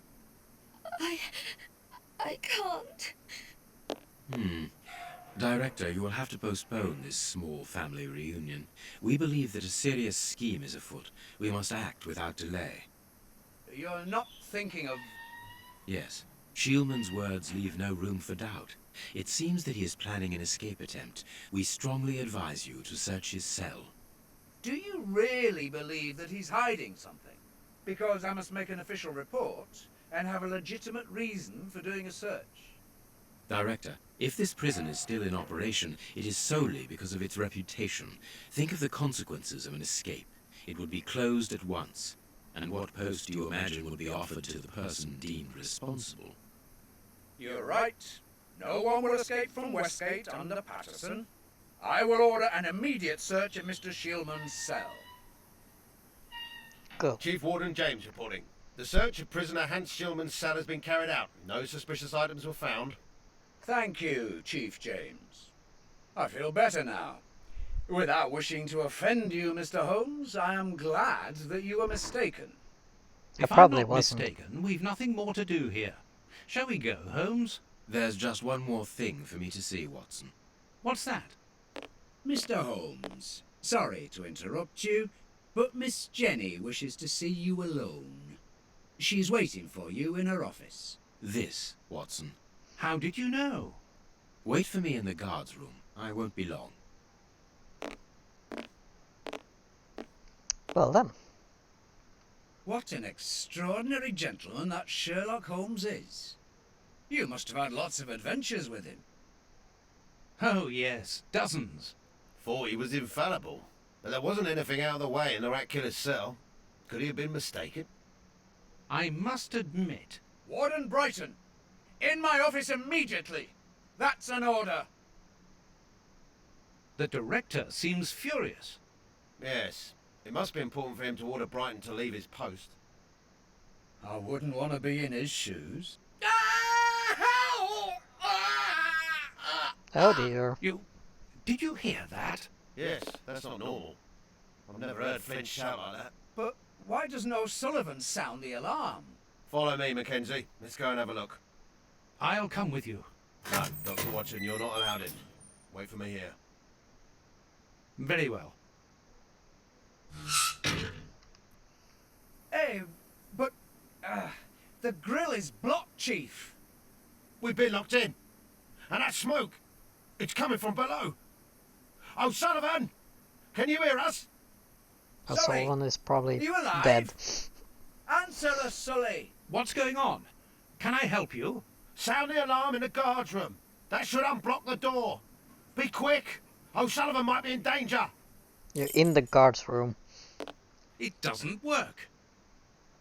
Hey, Hey, what are you waiting for to sound the alarm, Doctor? It's impossible. It's been damaged. I'll run and warn the director. No, Doctor. Our priority is to save O'Sullivan. Go ahead through the visitors' corridor and see if he answers your call. Very well. Take the keys. They're in our room. alright, where keys? I'm supposed to get a move on, but there's keys. I appreciate that I share inventory with Sherlock, apparently. It doesn't work. Useless! This door is blocked by the timer, but not the one below! Give me the keys! Quickly! No. Why the fuck would I do that? I can hear the German accent. Oh, I'm an idiot. I've got the keys, Doctor! Thank you! Follow me, Watson. We must repair the alarm. Finally! There you are, Holmes. God. I'm going to turn on the system. Watson, you make sure of the contact. I hope that this isn't danger. Oh, shit. There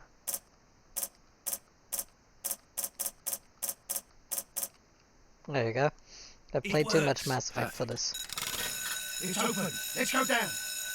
Be careful. From what your colleague said, the flints are out.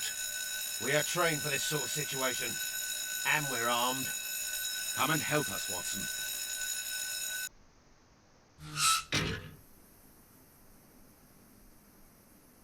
Everything is back to normal. Thank you for your help, gentlemen. It was a pleasure. But where is O'Sullivan? He's no longer here. He must have gone out through the visitor's entrance. Yes, and he must be pleased to have gotten out of the basement. Good. We must now check all the cells. It's the procedure in case of an alarm. Well, We'll come and help you. you're gonna find You us are all in evidently the last fond one. of wasting time, my dear fellow. Rejoin me at the reception when you've finished. I'm just gonna go straight down here. The grate is open. This is alarming. He's fine where he is, under the cover, still. How can he sleep with all this noise? I'll admit it's not normal. Perhaps the smoke has poisoned him. I had better take a look. Be careful, Doctor. He is dangerous. I'm gonna be banging my head against the keyboard soon. Boom. O'Sullivan! It's impossible. He was with us only a few moments ago. Or else... How stupid Or does this else game it think I am? wasn't O'Sullivan. My God, he's escaped. The rat killer has escaped. Fucking hell.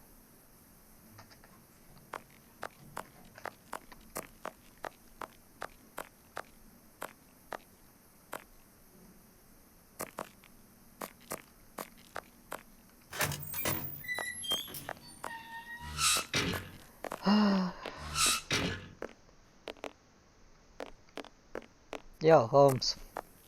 You're already new, probably. Ah, Holmes, there you are. Hans has escaped. I fear that this inquiry is a bitter defeat for us. Not at all, my dear fellow. Quite the contrary. Follow me. Why the devil have you brought me behind the prison? We have an appointment, Watson. Oh, autosave. That's nice.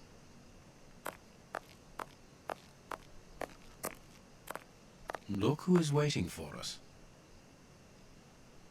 Shieldman! I'll go back and alert the guards. Calm down. He's harmless. But what is he doing here? Why hasn't he run away? Because I asked him not to. Are you telling me that you helped him to escape?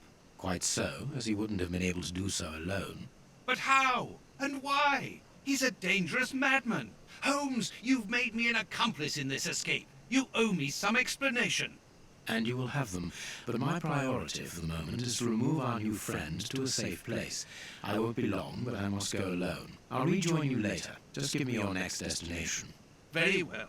I suppose you know what you're doing. How could you doubt it? Here, take the notes. They will help you when you write up the account of our visit to Westgate. So, where do I find you? I'll go to Kensington next. The gardens. I thought of going to Kensington to find the bishop's nephew. Very well. Wait for me there. Alright. Holmes' notes regarding the way that he helped Hans Shieldman escape from prison are so extraordinary that I feel it would be better to transcribe word for word the conversation that we had afterwards regarding this matter. I felt impatience in my friend's look. However, he delayed relaying to me the details of his incredible achievement. He began by telling me about Hans Shieldman's fountain pen. This is what he said. The key to the escape was actually Hans Shieldman's fountain pen. I discovered a note inside Shieldman's locker. I can quote it to you from memory. Whoever is smart enough to open this case should know that a couple of drops of my masterpiece are mixed together with the ink inside the pen's reservoir. If you are reading this note, it means that I'm in a tight spot, so understand that my special ink will temporarily destroy the will of anyone it touches. Therefore, you have a few precious seconds during which you can shape the subject's will. If you recognize my genius, use this knowledge to get me out of the embarrassing situation that I am undoubtedly in. Shieldman had left this instrument for his future escape inside a case secured by a devious combination. That way he could ensure that none of the prison staff would find it other than a well-informed friend. Understanding this, I decided to play along with him, but with a double game of my own. I would help him to escape, but I would also keep him under control by using his own creation on him. I allowed Shieldman to commence the game by giving him his pen, and then I started to advance my pawns. My first move was to persuade the director that it was necessary to search the cell. I therefore passed the ball on to Shieldman's court by giving him the opportunity with Warden James. He did not waste it. He coated the bars of his cell with the poisoned ink, and Warden James, whose hands were contaminated, was under his control for a few seconds.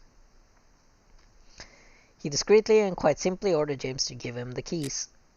The ball was then back in my court. Now I had to find a way of neutralizing Warden O'Sullivan, who was to be the basement guard, as we discovered when we found Miss Patterson's duty sheet. I must admit that the young warden helped me enormously by asking me to sign the prison visitor's book. Absorbed in the tale, I went over the chronology of the events in my mind. I remarked that Holmes had already signed the visitor's book before giving Shieldman his pen. He replied in a most annoyed tone, "Exactly, I anticipated it." And it was because of that I managed to get a step ahead in my game with Shieldman. I was leading the race, and all the while he believed it to be the other way around. Shieldman did not suspect that I had already used his poison, and thought that O'Sullivan being asleep was a godsend. He therefore was not suspicious about the letter of reference that he found inside the warden's pocket. Holmes then returned to the point at which he had broken from his tale to point out to me the lack of pertinence to my remark.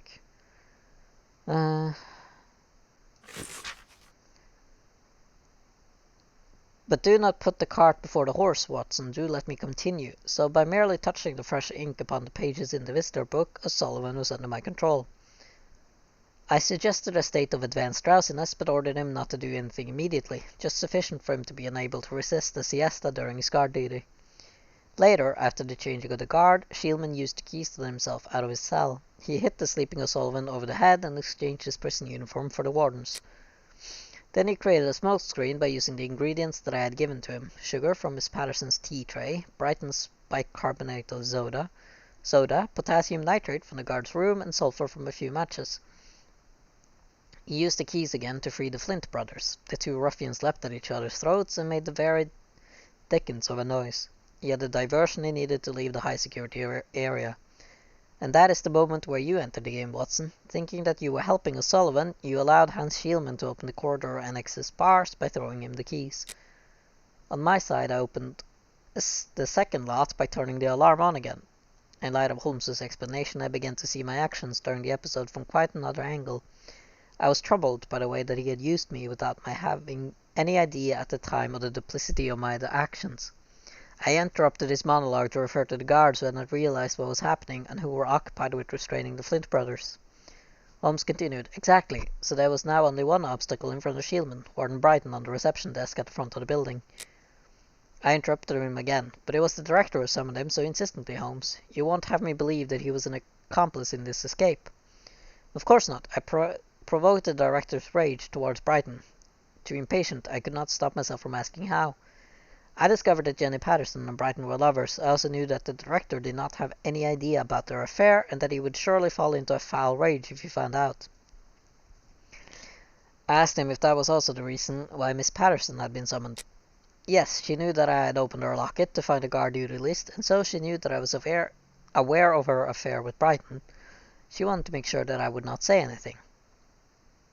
I pointed out that it had been rather unfeeling on his part to have told the director everything, reminding him of his promise to the young woman.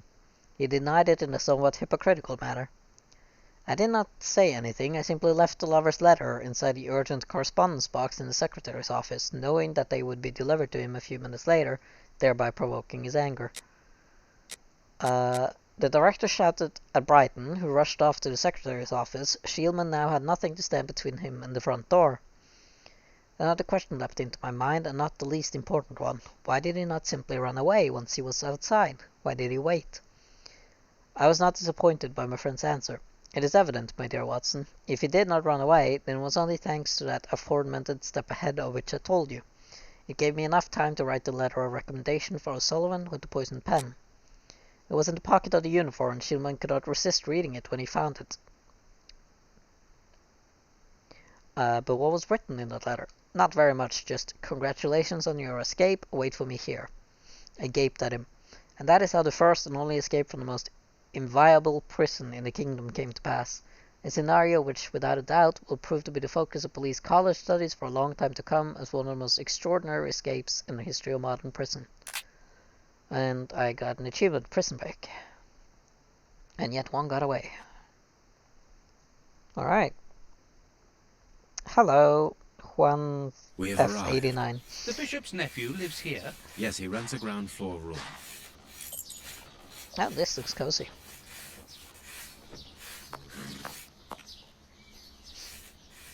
Can I help you, gentlemen? How do you do, madam? We should like to see one of your lodgers, Henry Hamford. Well, he's away. And you must understand, I don't open my door to strangers, especially with all these prowlers about. Sensible. That is the reason for our visit. You're the police. No, Sort Henry of. is a friend of ours. He expressed his concern to us about these intruders. We're here at his request. I'm not surprised. Mr. Henry, while he might seem strange at first, is a thoughtful and kind man. He must have noticed how worried I've been. Why, just this morning some of my washing was stolen, and I'm sure it was those ones who took it. It seems like the best place to start our investigation. May we step into your garden and then perhaps look into our friend's room?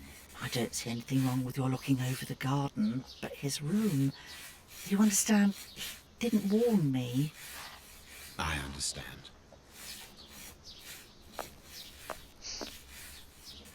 What should we do next, Holmes?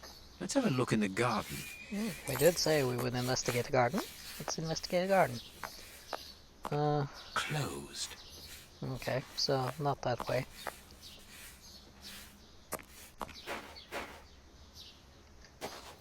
This way on. Oh, that's a lovely garden. This window overlooks the room belonging to the nephew of the Bishop of Knightsbridge. You can sort of see inside. Indeed, there appears to be some linen missing. I still have a ton of garbage in my inventory. Without a doubt, it is the linen belonging to Henry's landlady. She just hung her... Is that... No, okay, it's a vest, not her underwear. There's something here.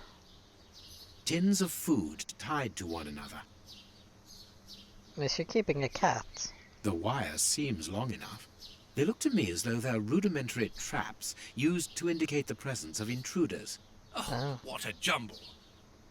Well, I do believe she's had intruders then.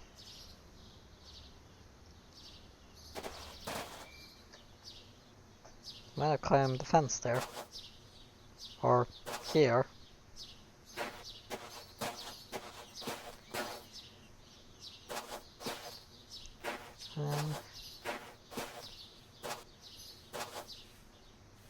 There should be a spade here. There isn't. There should be a spade here. A small pickaxe.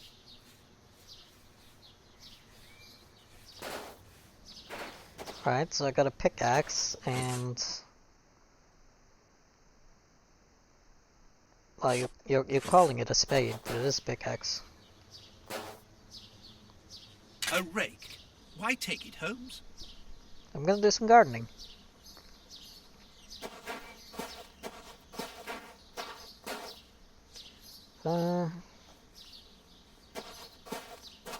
There's something interesting here. Oh, Jesus. Did just mean to inspect it, but The remains of a small meal. Someone has stayed here rather a long time. This newspaper is 4 days old. The bishop's nephew was being watched long before his uncle's murder. we estimate that nearly half the population of London is threatened by a serious food crisis. At present, the most deprived areas are in a critical situation. The shortage that rages throughout these areas of the capital risks turning into famine if the public authorities do not react. It is just as I thought. Here's an ideal view of Henry's room. I wouldn't call that ideal, but very well.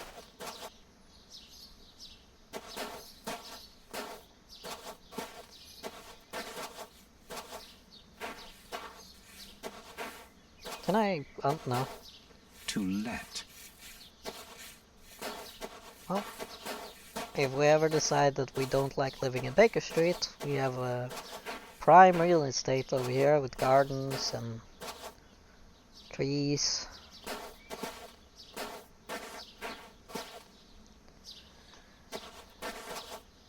Nothing of interest here. And a toilet.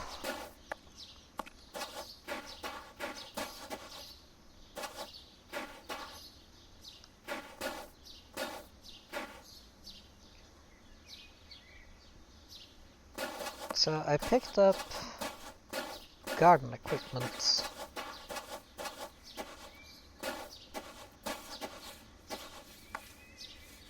I thought that might have been a shovel, but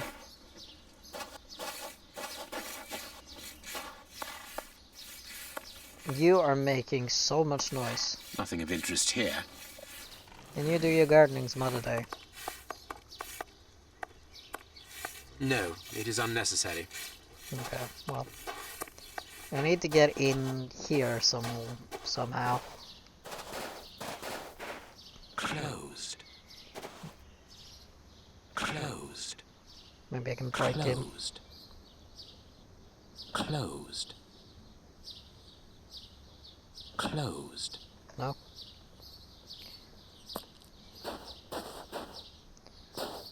Let's see.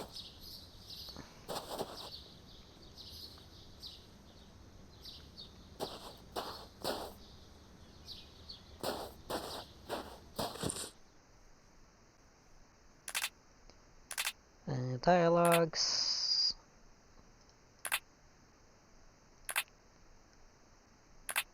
Have I finished this one now? Yeah, I have. Okay.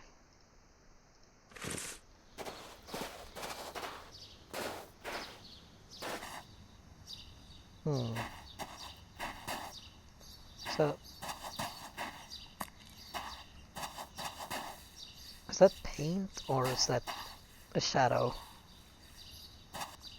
You are getting very close up on me now, Watson.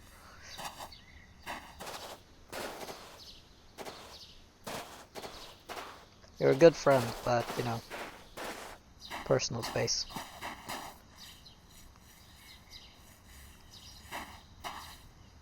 So, can we break in through this door?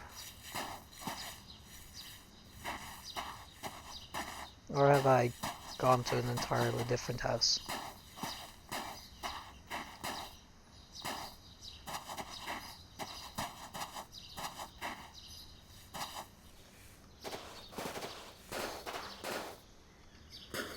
Wasn't there like a cheat system, or have I lost it?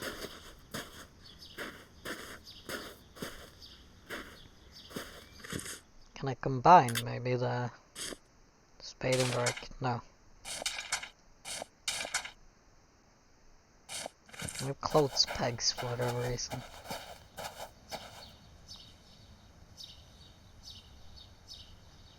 How am I? I'm good. Enjoying some free time before work. Playing puzzle games when I'm not really good at puzzles.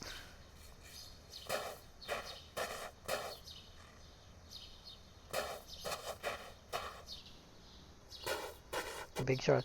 Yeah, I've actually played through all the Sherlock Holmes games now. This is the second to last one before I'll do the newest one.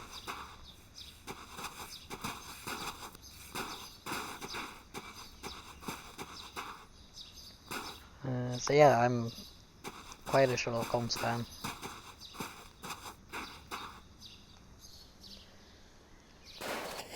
Right, I think I've gone through the whole garden. I haven't found anything more of interest. No, it is unnecessary. Okay.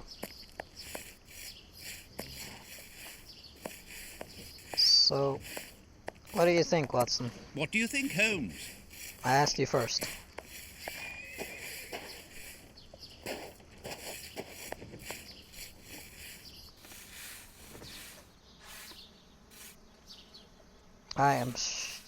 I'm sure I've forgotten something in here now. Well, do I need these to string up the alarm system? I have a 6th sense. is not working here, so... Tins of food tied to one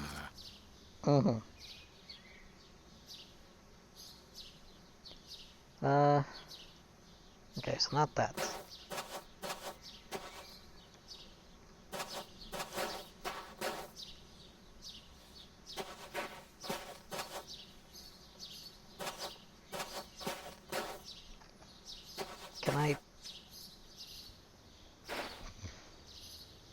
I can't take the threads, so...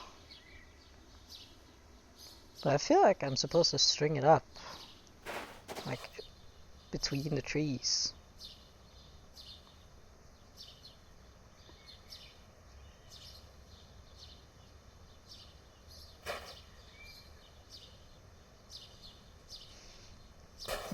Yeah, Testament to Sherlock Holmes is where I feel like Frogwares got its stride. I do like Crimes and Punishments. I wasn't super fan of Devil's Daughter, because I feel like Devil's Daughter got a bit too wacky.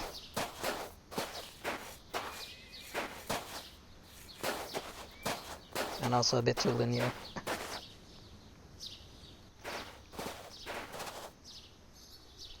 So,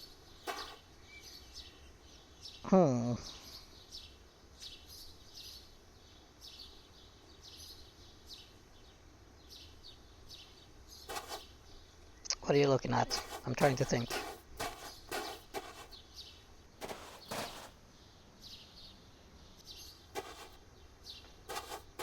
Right, so someone's been sitting here. There's nothing for me to grab here, right? There was the strand.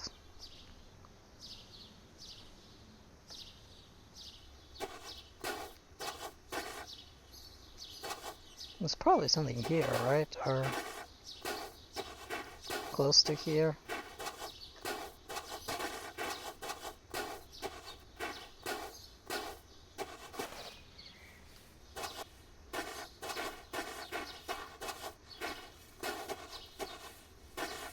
Where someone was sitting.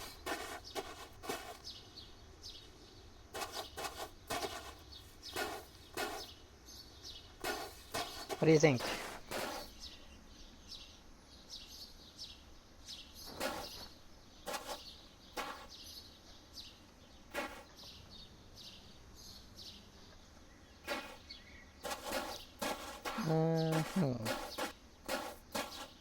Maybe not.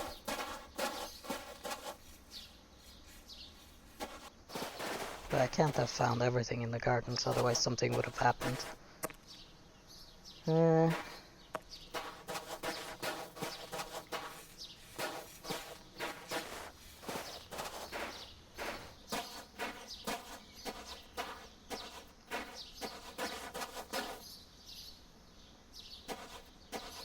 There is something in that tree. No, it is unnecessary. I'm not trying. I'm trying to grab. No, it is Shut up and give me an It is empty. obviously the clothing stolen from the landlady. We must return it. Okay. No, I can't do that. Well. Okay. Right. This clothing is torn. The man who stole it must have caught it on a tree when he stood upon the fence. And at the moment when he jumped, he left this jacket in the tree. Hey, I got a star. Garden gumshoe. You recovered all that was stolen. Okay, can I give it to the lady and gain access to her house? Is this the washing you were looking for? Oh, yes, that's it. Where did you find it? In a tree. On the ground, doubtless blown there by the wind. They didn't steal it, then. I'd have felt better knowing that those lurkers were nothing more than clothes thieves. That is not the case, madam. This affair seems to be rather more serious than that. It appears that these intruders were spying on Henry. Now, please, let us see his room. Gracious me, whatever next? Come in. Take the first door on the left. It's open. He never locks it. Never? No, never. Well, you know him. He doesn't do things like everyone else. He lives in a world of his own. When did you see him last? Did he say anything to you? Yesterday morning, he just muttered a few words. Can't always understand what he's saying. When he does talk, that is. I can ask him a question, but he just stares off somewhere. The floor, the ceiling, as if I wasn't there. At first I found it strange, but I've gotten used to it. Yes, I know exactly what you mean. He's sometimes nervous too, isn't he? Oh yes, as soon as anything upsets him. Even when he's alone in his room he gets cross. And then the next second he is standing stock still. He stares off into space and calms down again as fast as he became angry. Well then.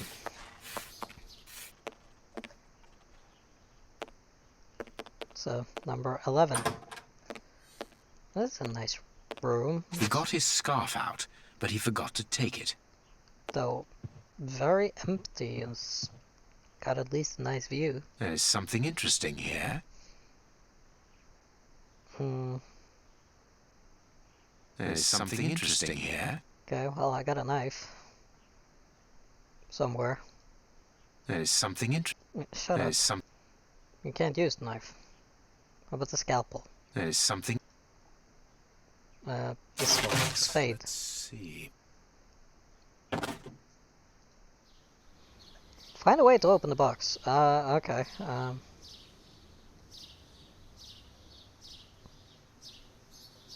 I am missing some information. He scratched the lock's cipher codes for himself. Watson, write them down for us. So, that's 41086.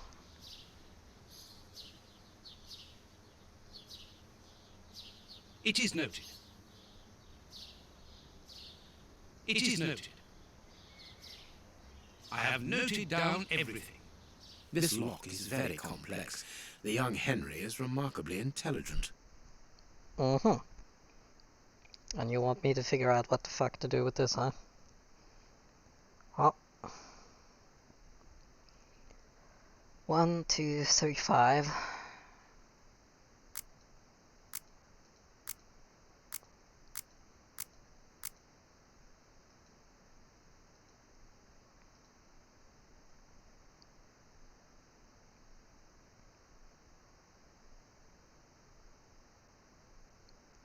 And then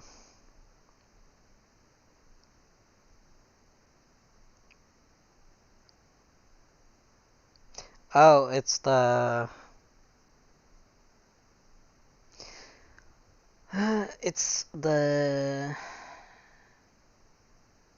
1 plus 2 equals 3, 2 plus 3 equals 5.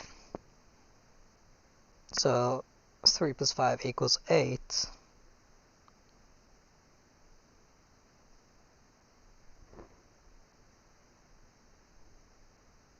So this one's 8.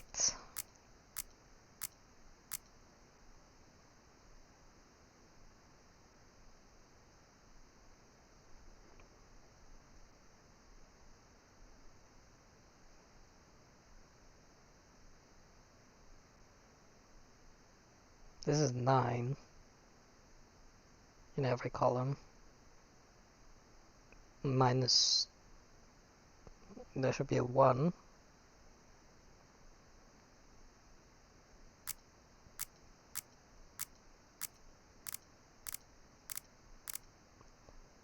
(21, 18, 16).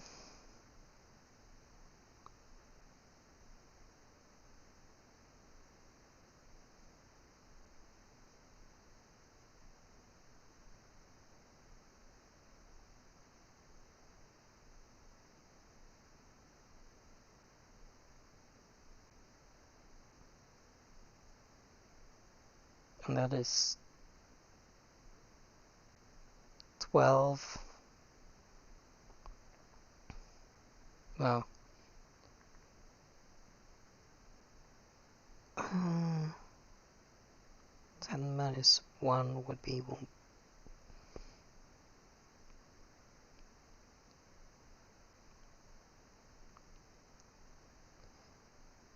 Alright, so it goes like this, and then curls in, so 6. That would be minus 2, that would be 4.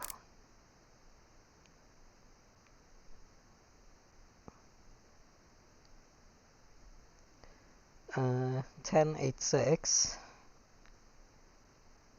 So that's -2 every time. 3 plus 4 is 7. 7 plus 4 is 11.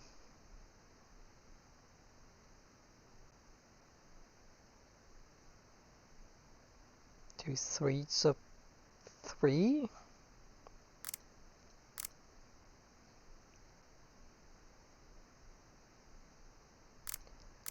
I think that's 3. I was never good at math.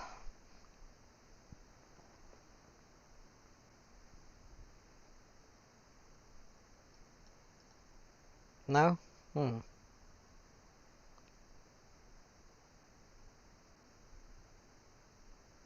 It was 4. 8. Empty. But according to the label, this box contained a Colt Patterson. It is gun. a powerful weapon, Holmes. And judging by the receipt, it was new. Oh boy. A violin. It is a lovely one, but where's its case? It is an impressive library for someone living alone. And he's read all that. Impressive. Maybe it's like me, he just keeps buying books and never has the time to read them. This candle is still hot. It's been used recently. During the day? Whatever for? What is this strange installation? It looks like a contraption of some kind. No hat, no coat.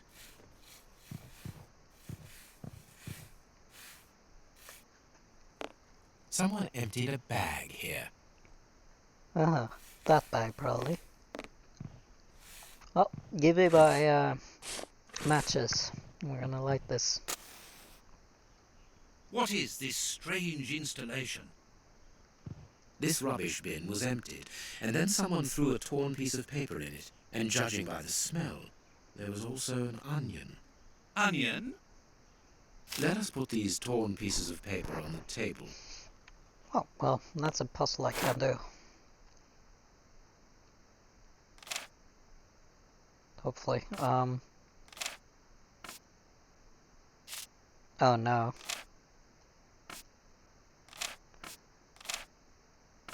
Alright,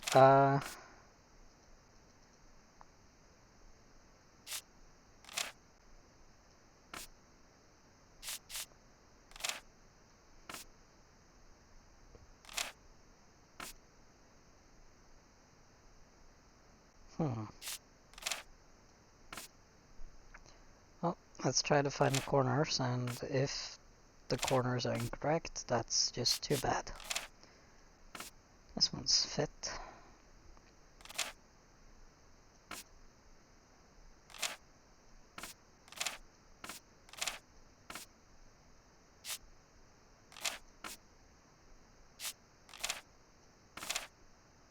There you go.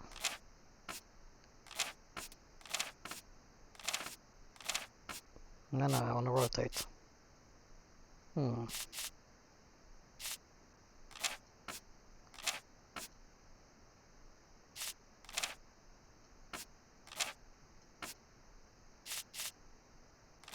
No, so probably down here somewhere.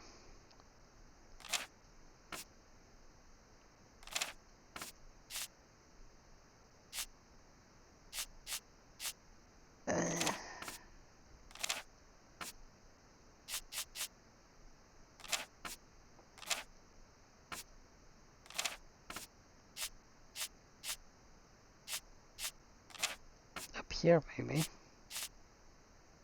Yeah, maybe.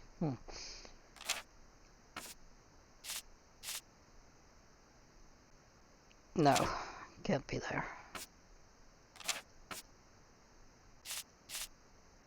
There you go.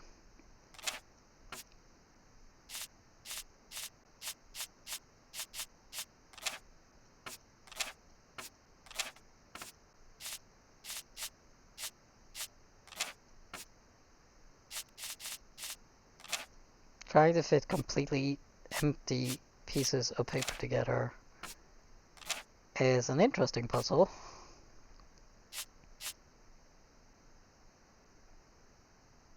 So that fits. But those don't fit there, so...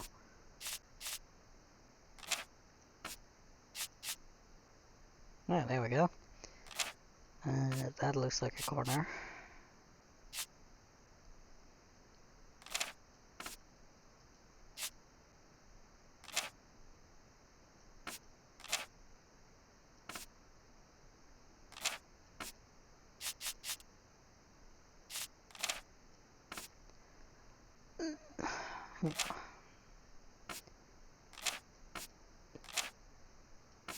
No, that's a corner.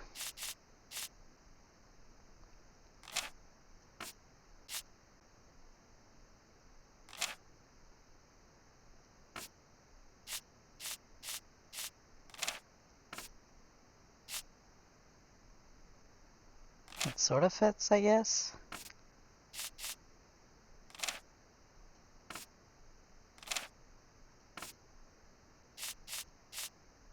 There you go. Both sides of the paper are blank. All this for nothing, Holmes. Perhaps not, Watson. Find me I need something.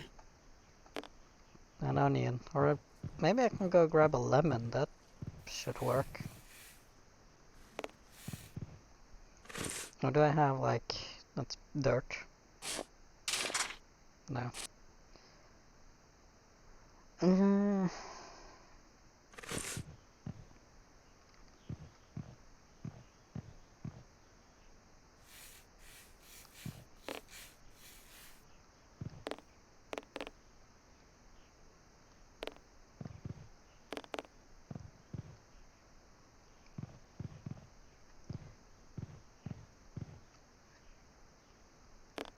So I need an onion or a lemon.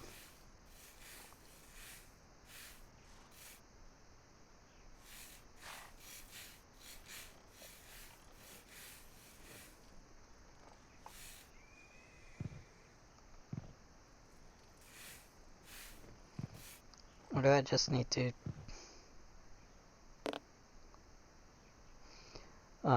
maybe I need the clothing pegs. Yeah, there you go. Give me that. Look at this. Haha. This says stinging street. No, wait. Something streets. Wharf 132. Sells bank.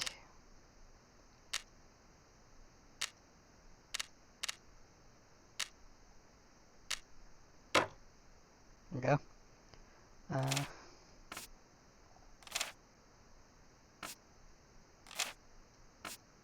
Stinging street. Wharf. Oh, is it? 1.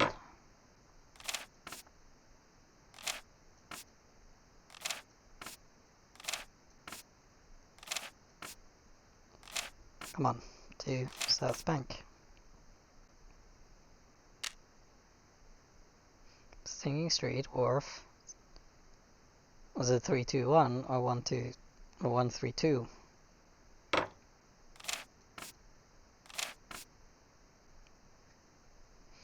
The address of a dock on the Thames. My Oh. dear Watson, in the garden and in this room, pieces are missing that should never have left their places. What do you think?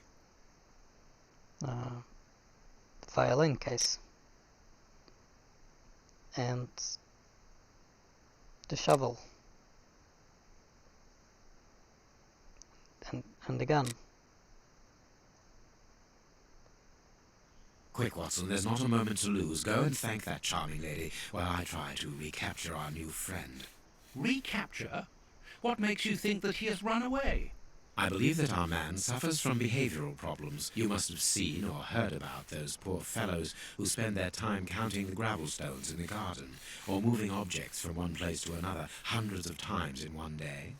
Well, the bishop's nephew suffers from a moderate form of this condition. Nothing would be more disturbing to him than to leave a personal space in such chaos, and yet this is what he has done with this room. For it to reach such a state of neglect can only indicate that he was in a most desperate situation. And do you think that you can catch him? Yes, the candle here is still warm, so he left only a few minutes before our arrival. But it is the missing violin case and a large pistol which concern me. We know that he is quick-tempered and volatile. It is never wise to leave a gun quite capable of killing a bull in the hands of someone like that. Did he leave to go to the address which was written in the invisible ink, do you think? Undoubtedly, Watson. And as for the missing spade, I can tell you that it will be used for digging. Are you ever going to stop delaying me with endless questions? No. So, gentlemen, have you found anything? We have learned enough to promise you that they will not return. That makes me feel better. Thank you, gentlemen. We are going to pay a visit to that mysterious address, Watson. But first, we must detour to Lambeth. Lambeth? What are we going to do there? Pick up an old friend. He will be a precious help in our locating Mr. Hamford. Good. And who is this friend? A friend who helped us in the case you so romantically titled The Sign of the Four. Please let it be my dog.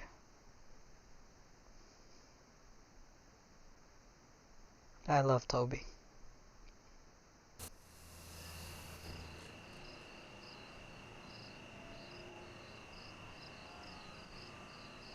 It is Toby, yes.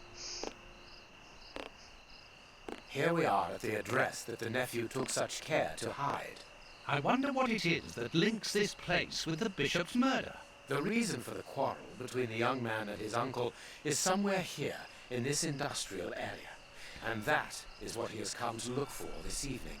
It's an enormous area, and there are dozens of potential hiding places. How on earth are we going to find him?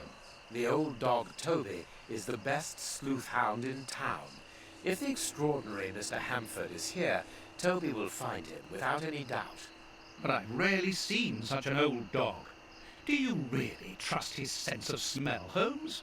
Absolutely. Besides, you are going to follow him. Take the bark and go around that disused factory. If the nephew wishes to run away, he can do so only through there. If you find him, hold on to him until I rejoin you. Very Oh, well. dare you, Watson, insult Get ready, Watson. Let the best battle dog in the commence. world. Toby's sense of smell is legendary, but he needs to know what he is looking for. Well, I got the Search, scarf. Toby. Search. Here's a good dog. I get to play as Toby. Excellent.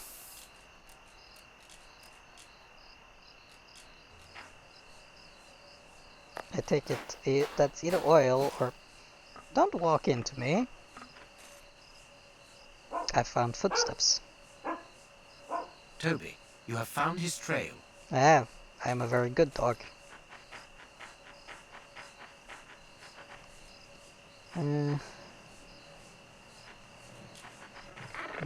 I say that and I immediately lost his trail again.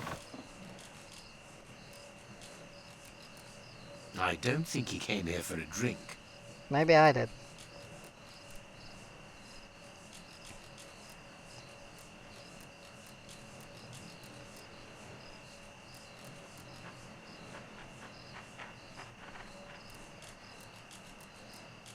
Oh, here's this.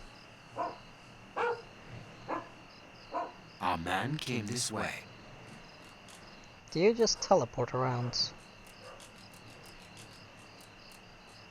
So...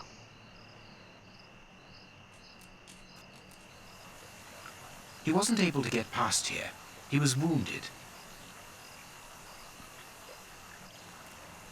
Indeed, okay, well...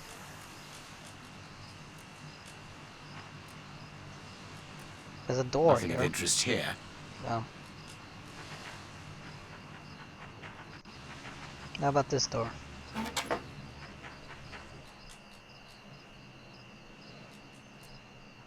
That's a lot of roads. The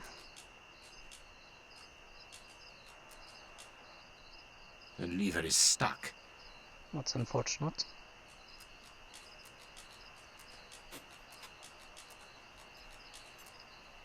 Wait.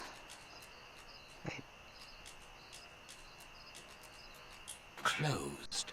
Oh, damn it. So it is through here.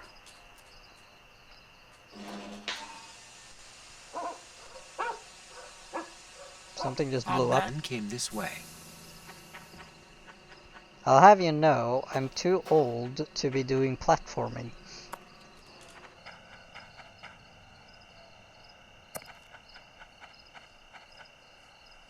So if you want me to jump on these, you got something else coming.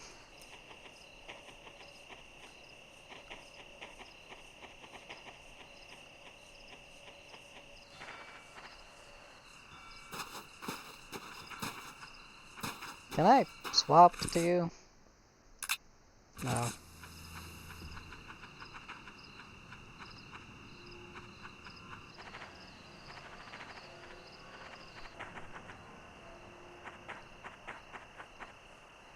I have a feeling we're gonna have to lower the bridge somehow.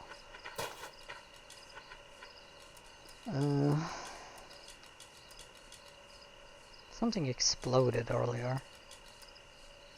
That's still closed. Oh.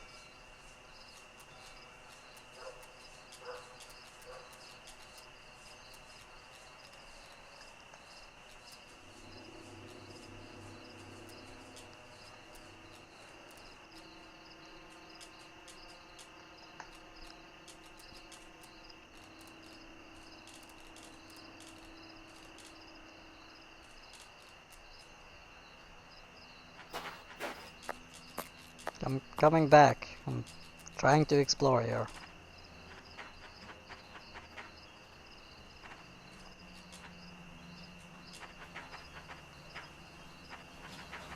There's only one of me after all.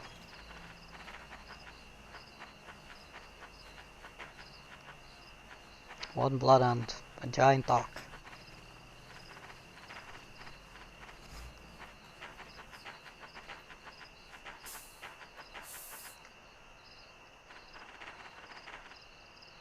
Yes, I've sniffed those already.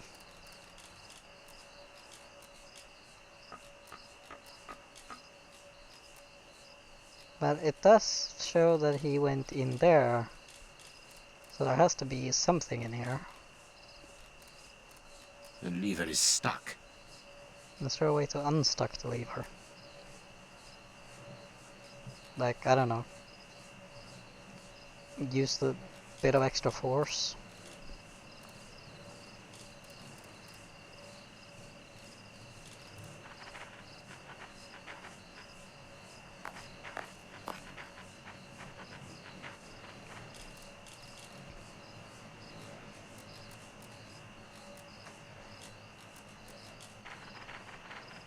I must be the worst bloodhound in the world.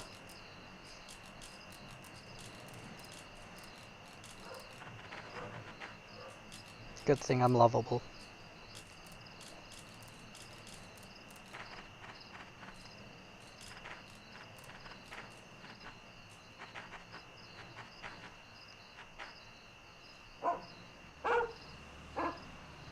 Toby, you have found his trail.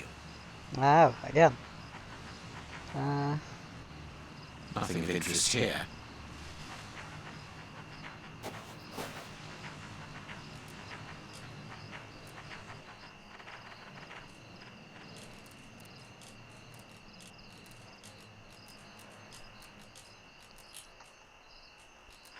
Now they broke a leg. Right, we've sniffed that.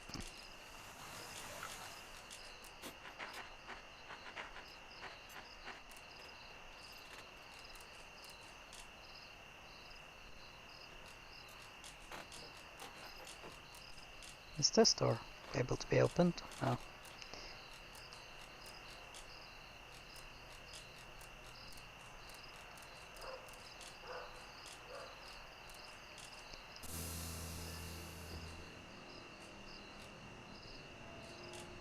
So, we were stuck. Nothing else in this room.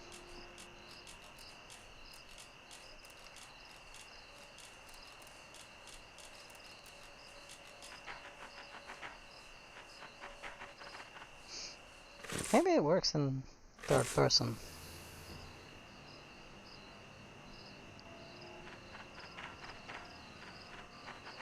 Off you go, Toby.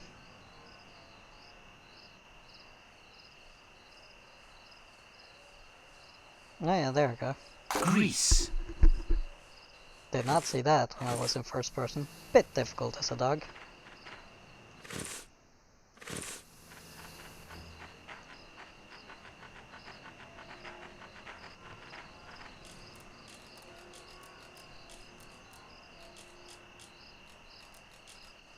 Unstuck the lever.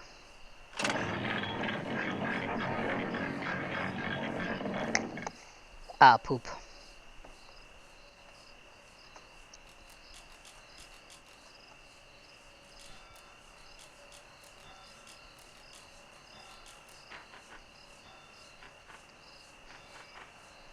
Oh god, no. Are you actually going to make me platform?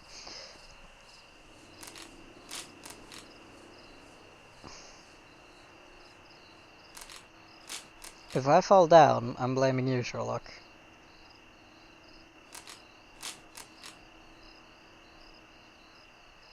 I think I'm supposed to head over there, so...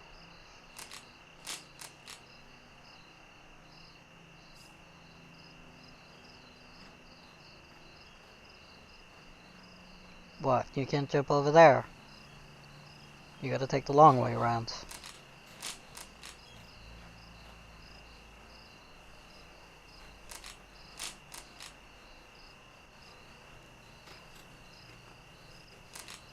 That doesn't look safe.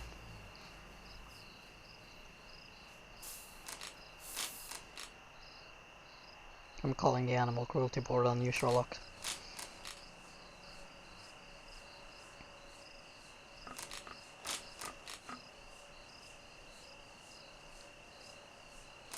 There you go.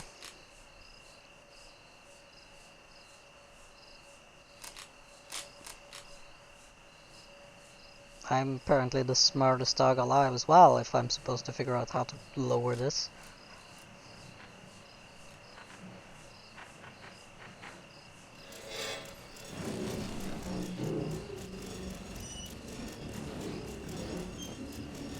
The lassie's got nothing on me.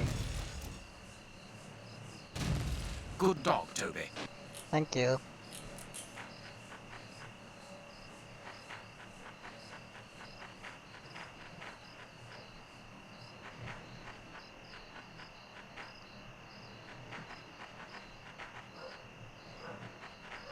Now, where? How did that other dude get over? Did he wheel up the bridge after he get over, maybe?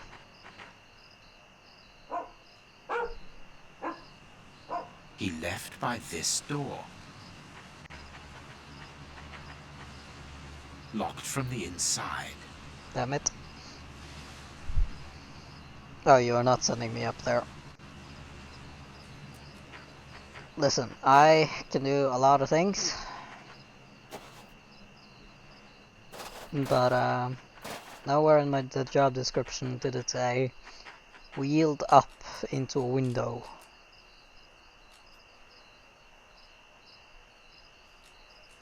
I'd rather keep it like that.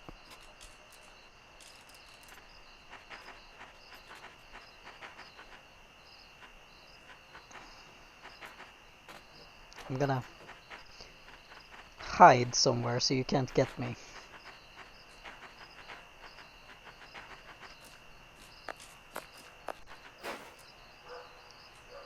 Right, so how is this contraption fastened? Here.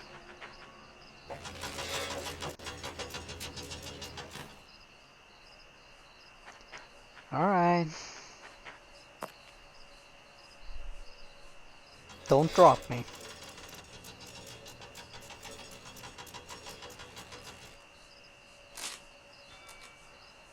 Poor dog. Okay.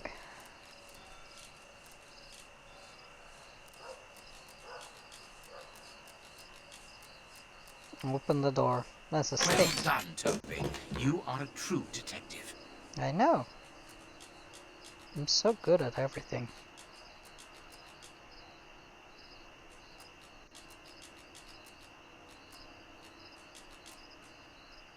So, what? He vanished over here.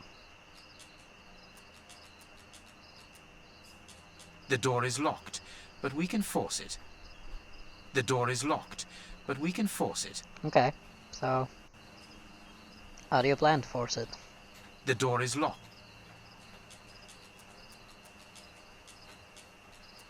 Some ice picks are missing.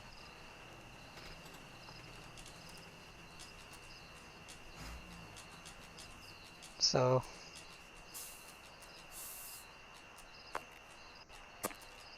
maybe be something upstairs that can use to force the door.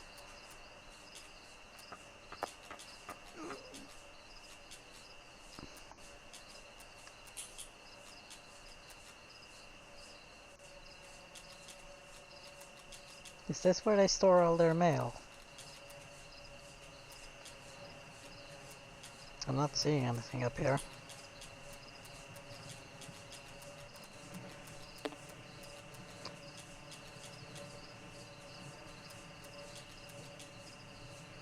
No ice picks, but I do have a rock. Does that work? The door is locked. No. The door is locked. The door is... The door... The door... The door... The door... Fine. Be like that.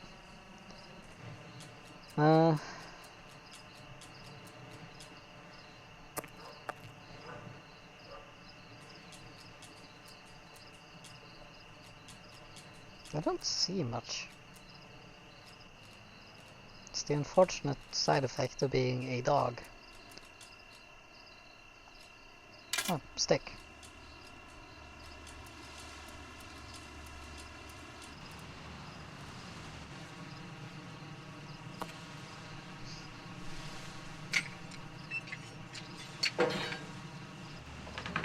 Thanks, Dad.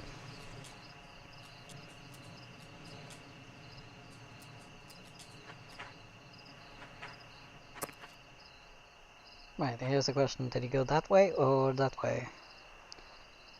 I'm gonna gamble on this way. Oh, another stick. My gamble does not seem to have paid off. Oops.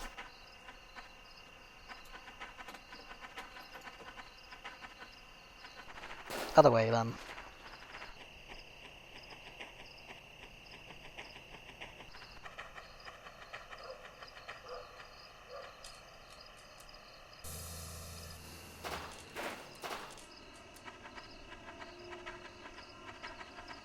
There's a lot of train tracks around here. Broken train tracks too. Oh yeah, here. Our man must be on the other side of the gate.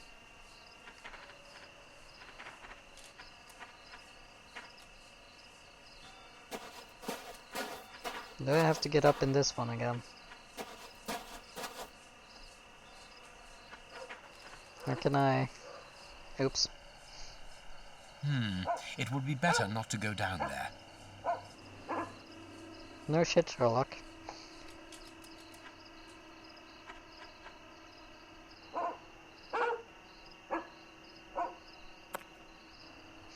Once more. Risking my doggy butt. Oh, careful, Toby.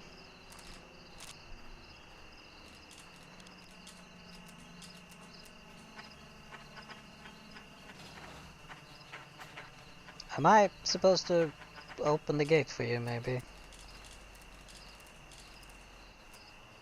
No, I can't do that. I'm on my own.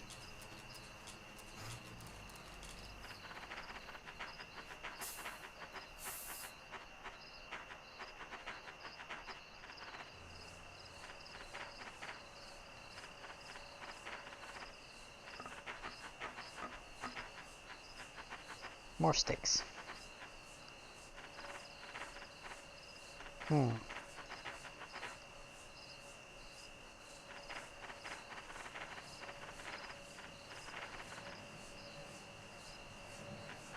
Should I try to open the door for Sherlock somehow?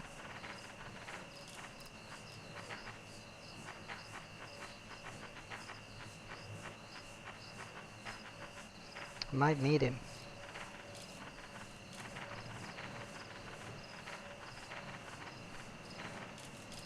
Do I send him back or no?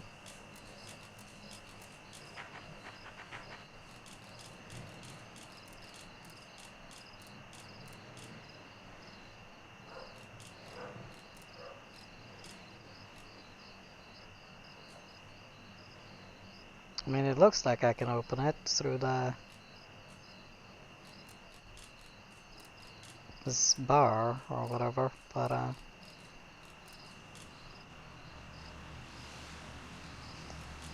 apparently not.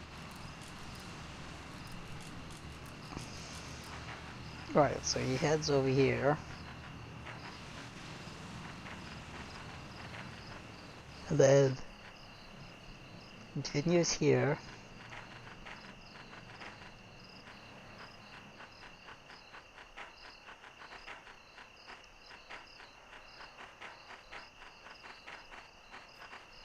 And then what?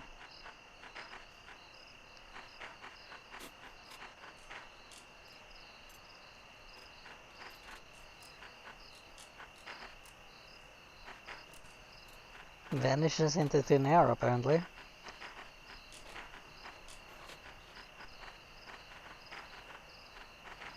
Oh.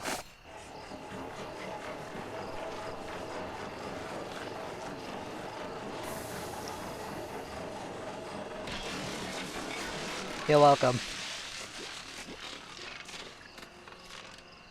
Superb bridge.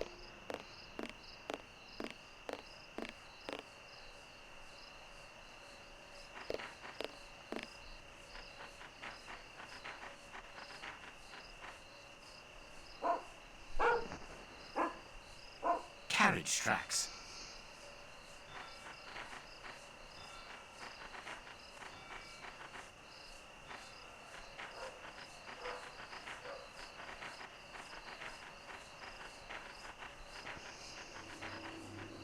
Locked from the inside. I am not climbing up onto it. I guess I am. This looked a little too convenient not to be climbable. Toby, don't jump. Let us find another way in.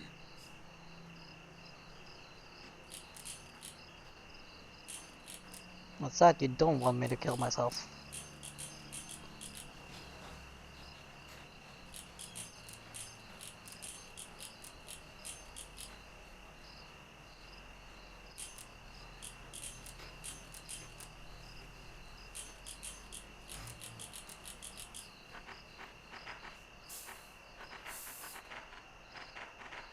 Do you know how to pick a lock or something then? Locked from the inside.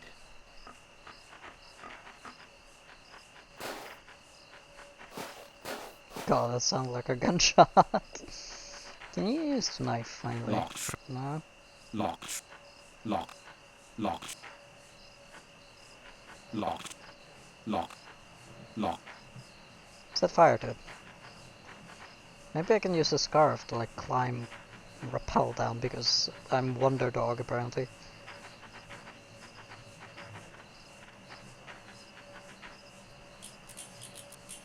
Toby, don't jump.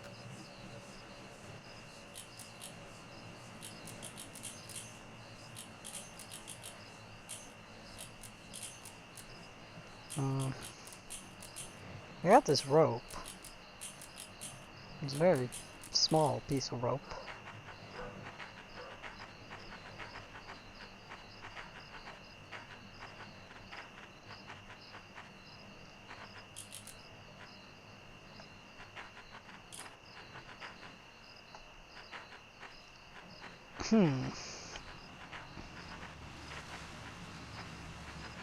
Find another way in, he said, as if that's so easy.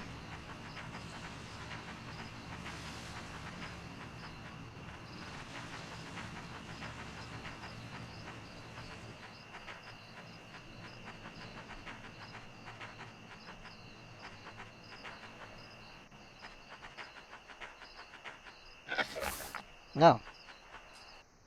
There I go. Bye. Search, Toby. Search. Here's a good dog. Excuse you, I'm the greatest dog. Beautiful, faithful nature of dogs.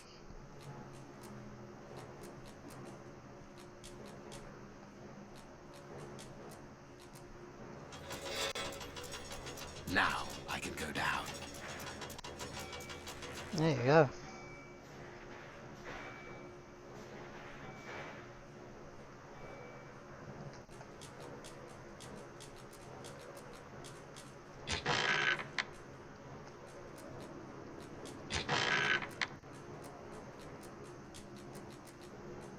Bucket.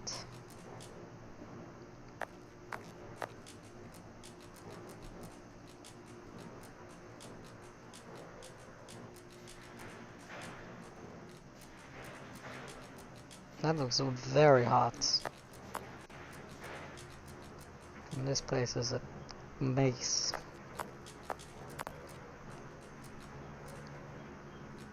Can't go through there.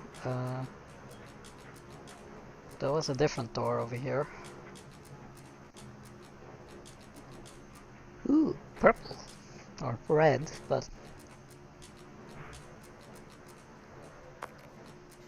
This looks like I can climb it.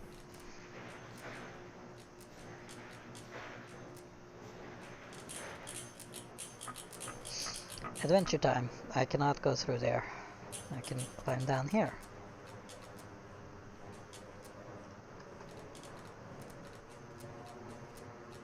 God knows why.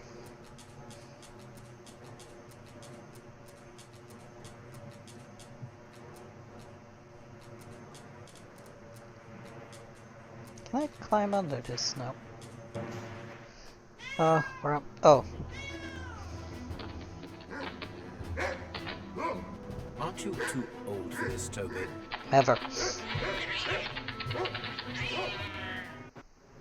Bye. Alright, I don't know how I managed to get up here, but I should probably chase after my dog. Oh, come on, are you too dignified to get on all fours? Fine.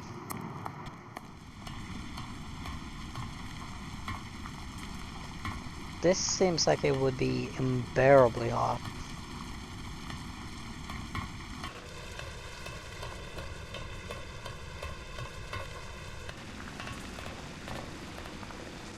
Like, melt your skin off hot.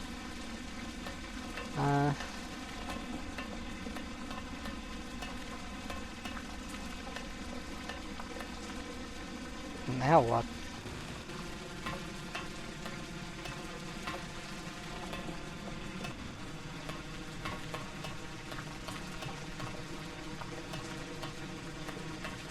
Oh, look, there's a person. Safe here. Safe. Whew. Don't be afraid. But keep it's calm. you. Stay away. I want to talk to you. Don't be hysterical. Drop your gun. I don't trust you. You're out to get me. Don't Save come your any closer. freaking dog.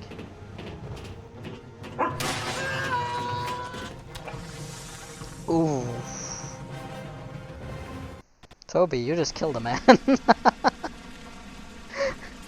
My dog's a murderer.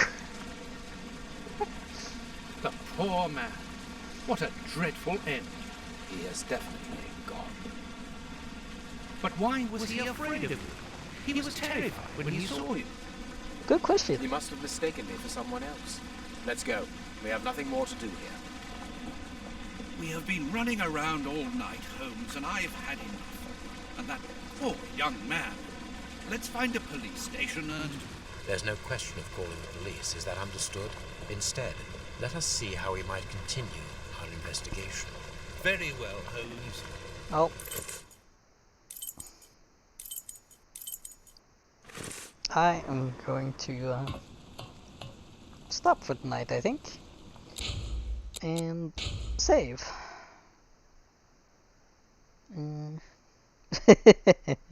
I'll overwrite there. And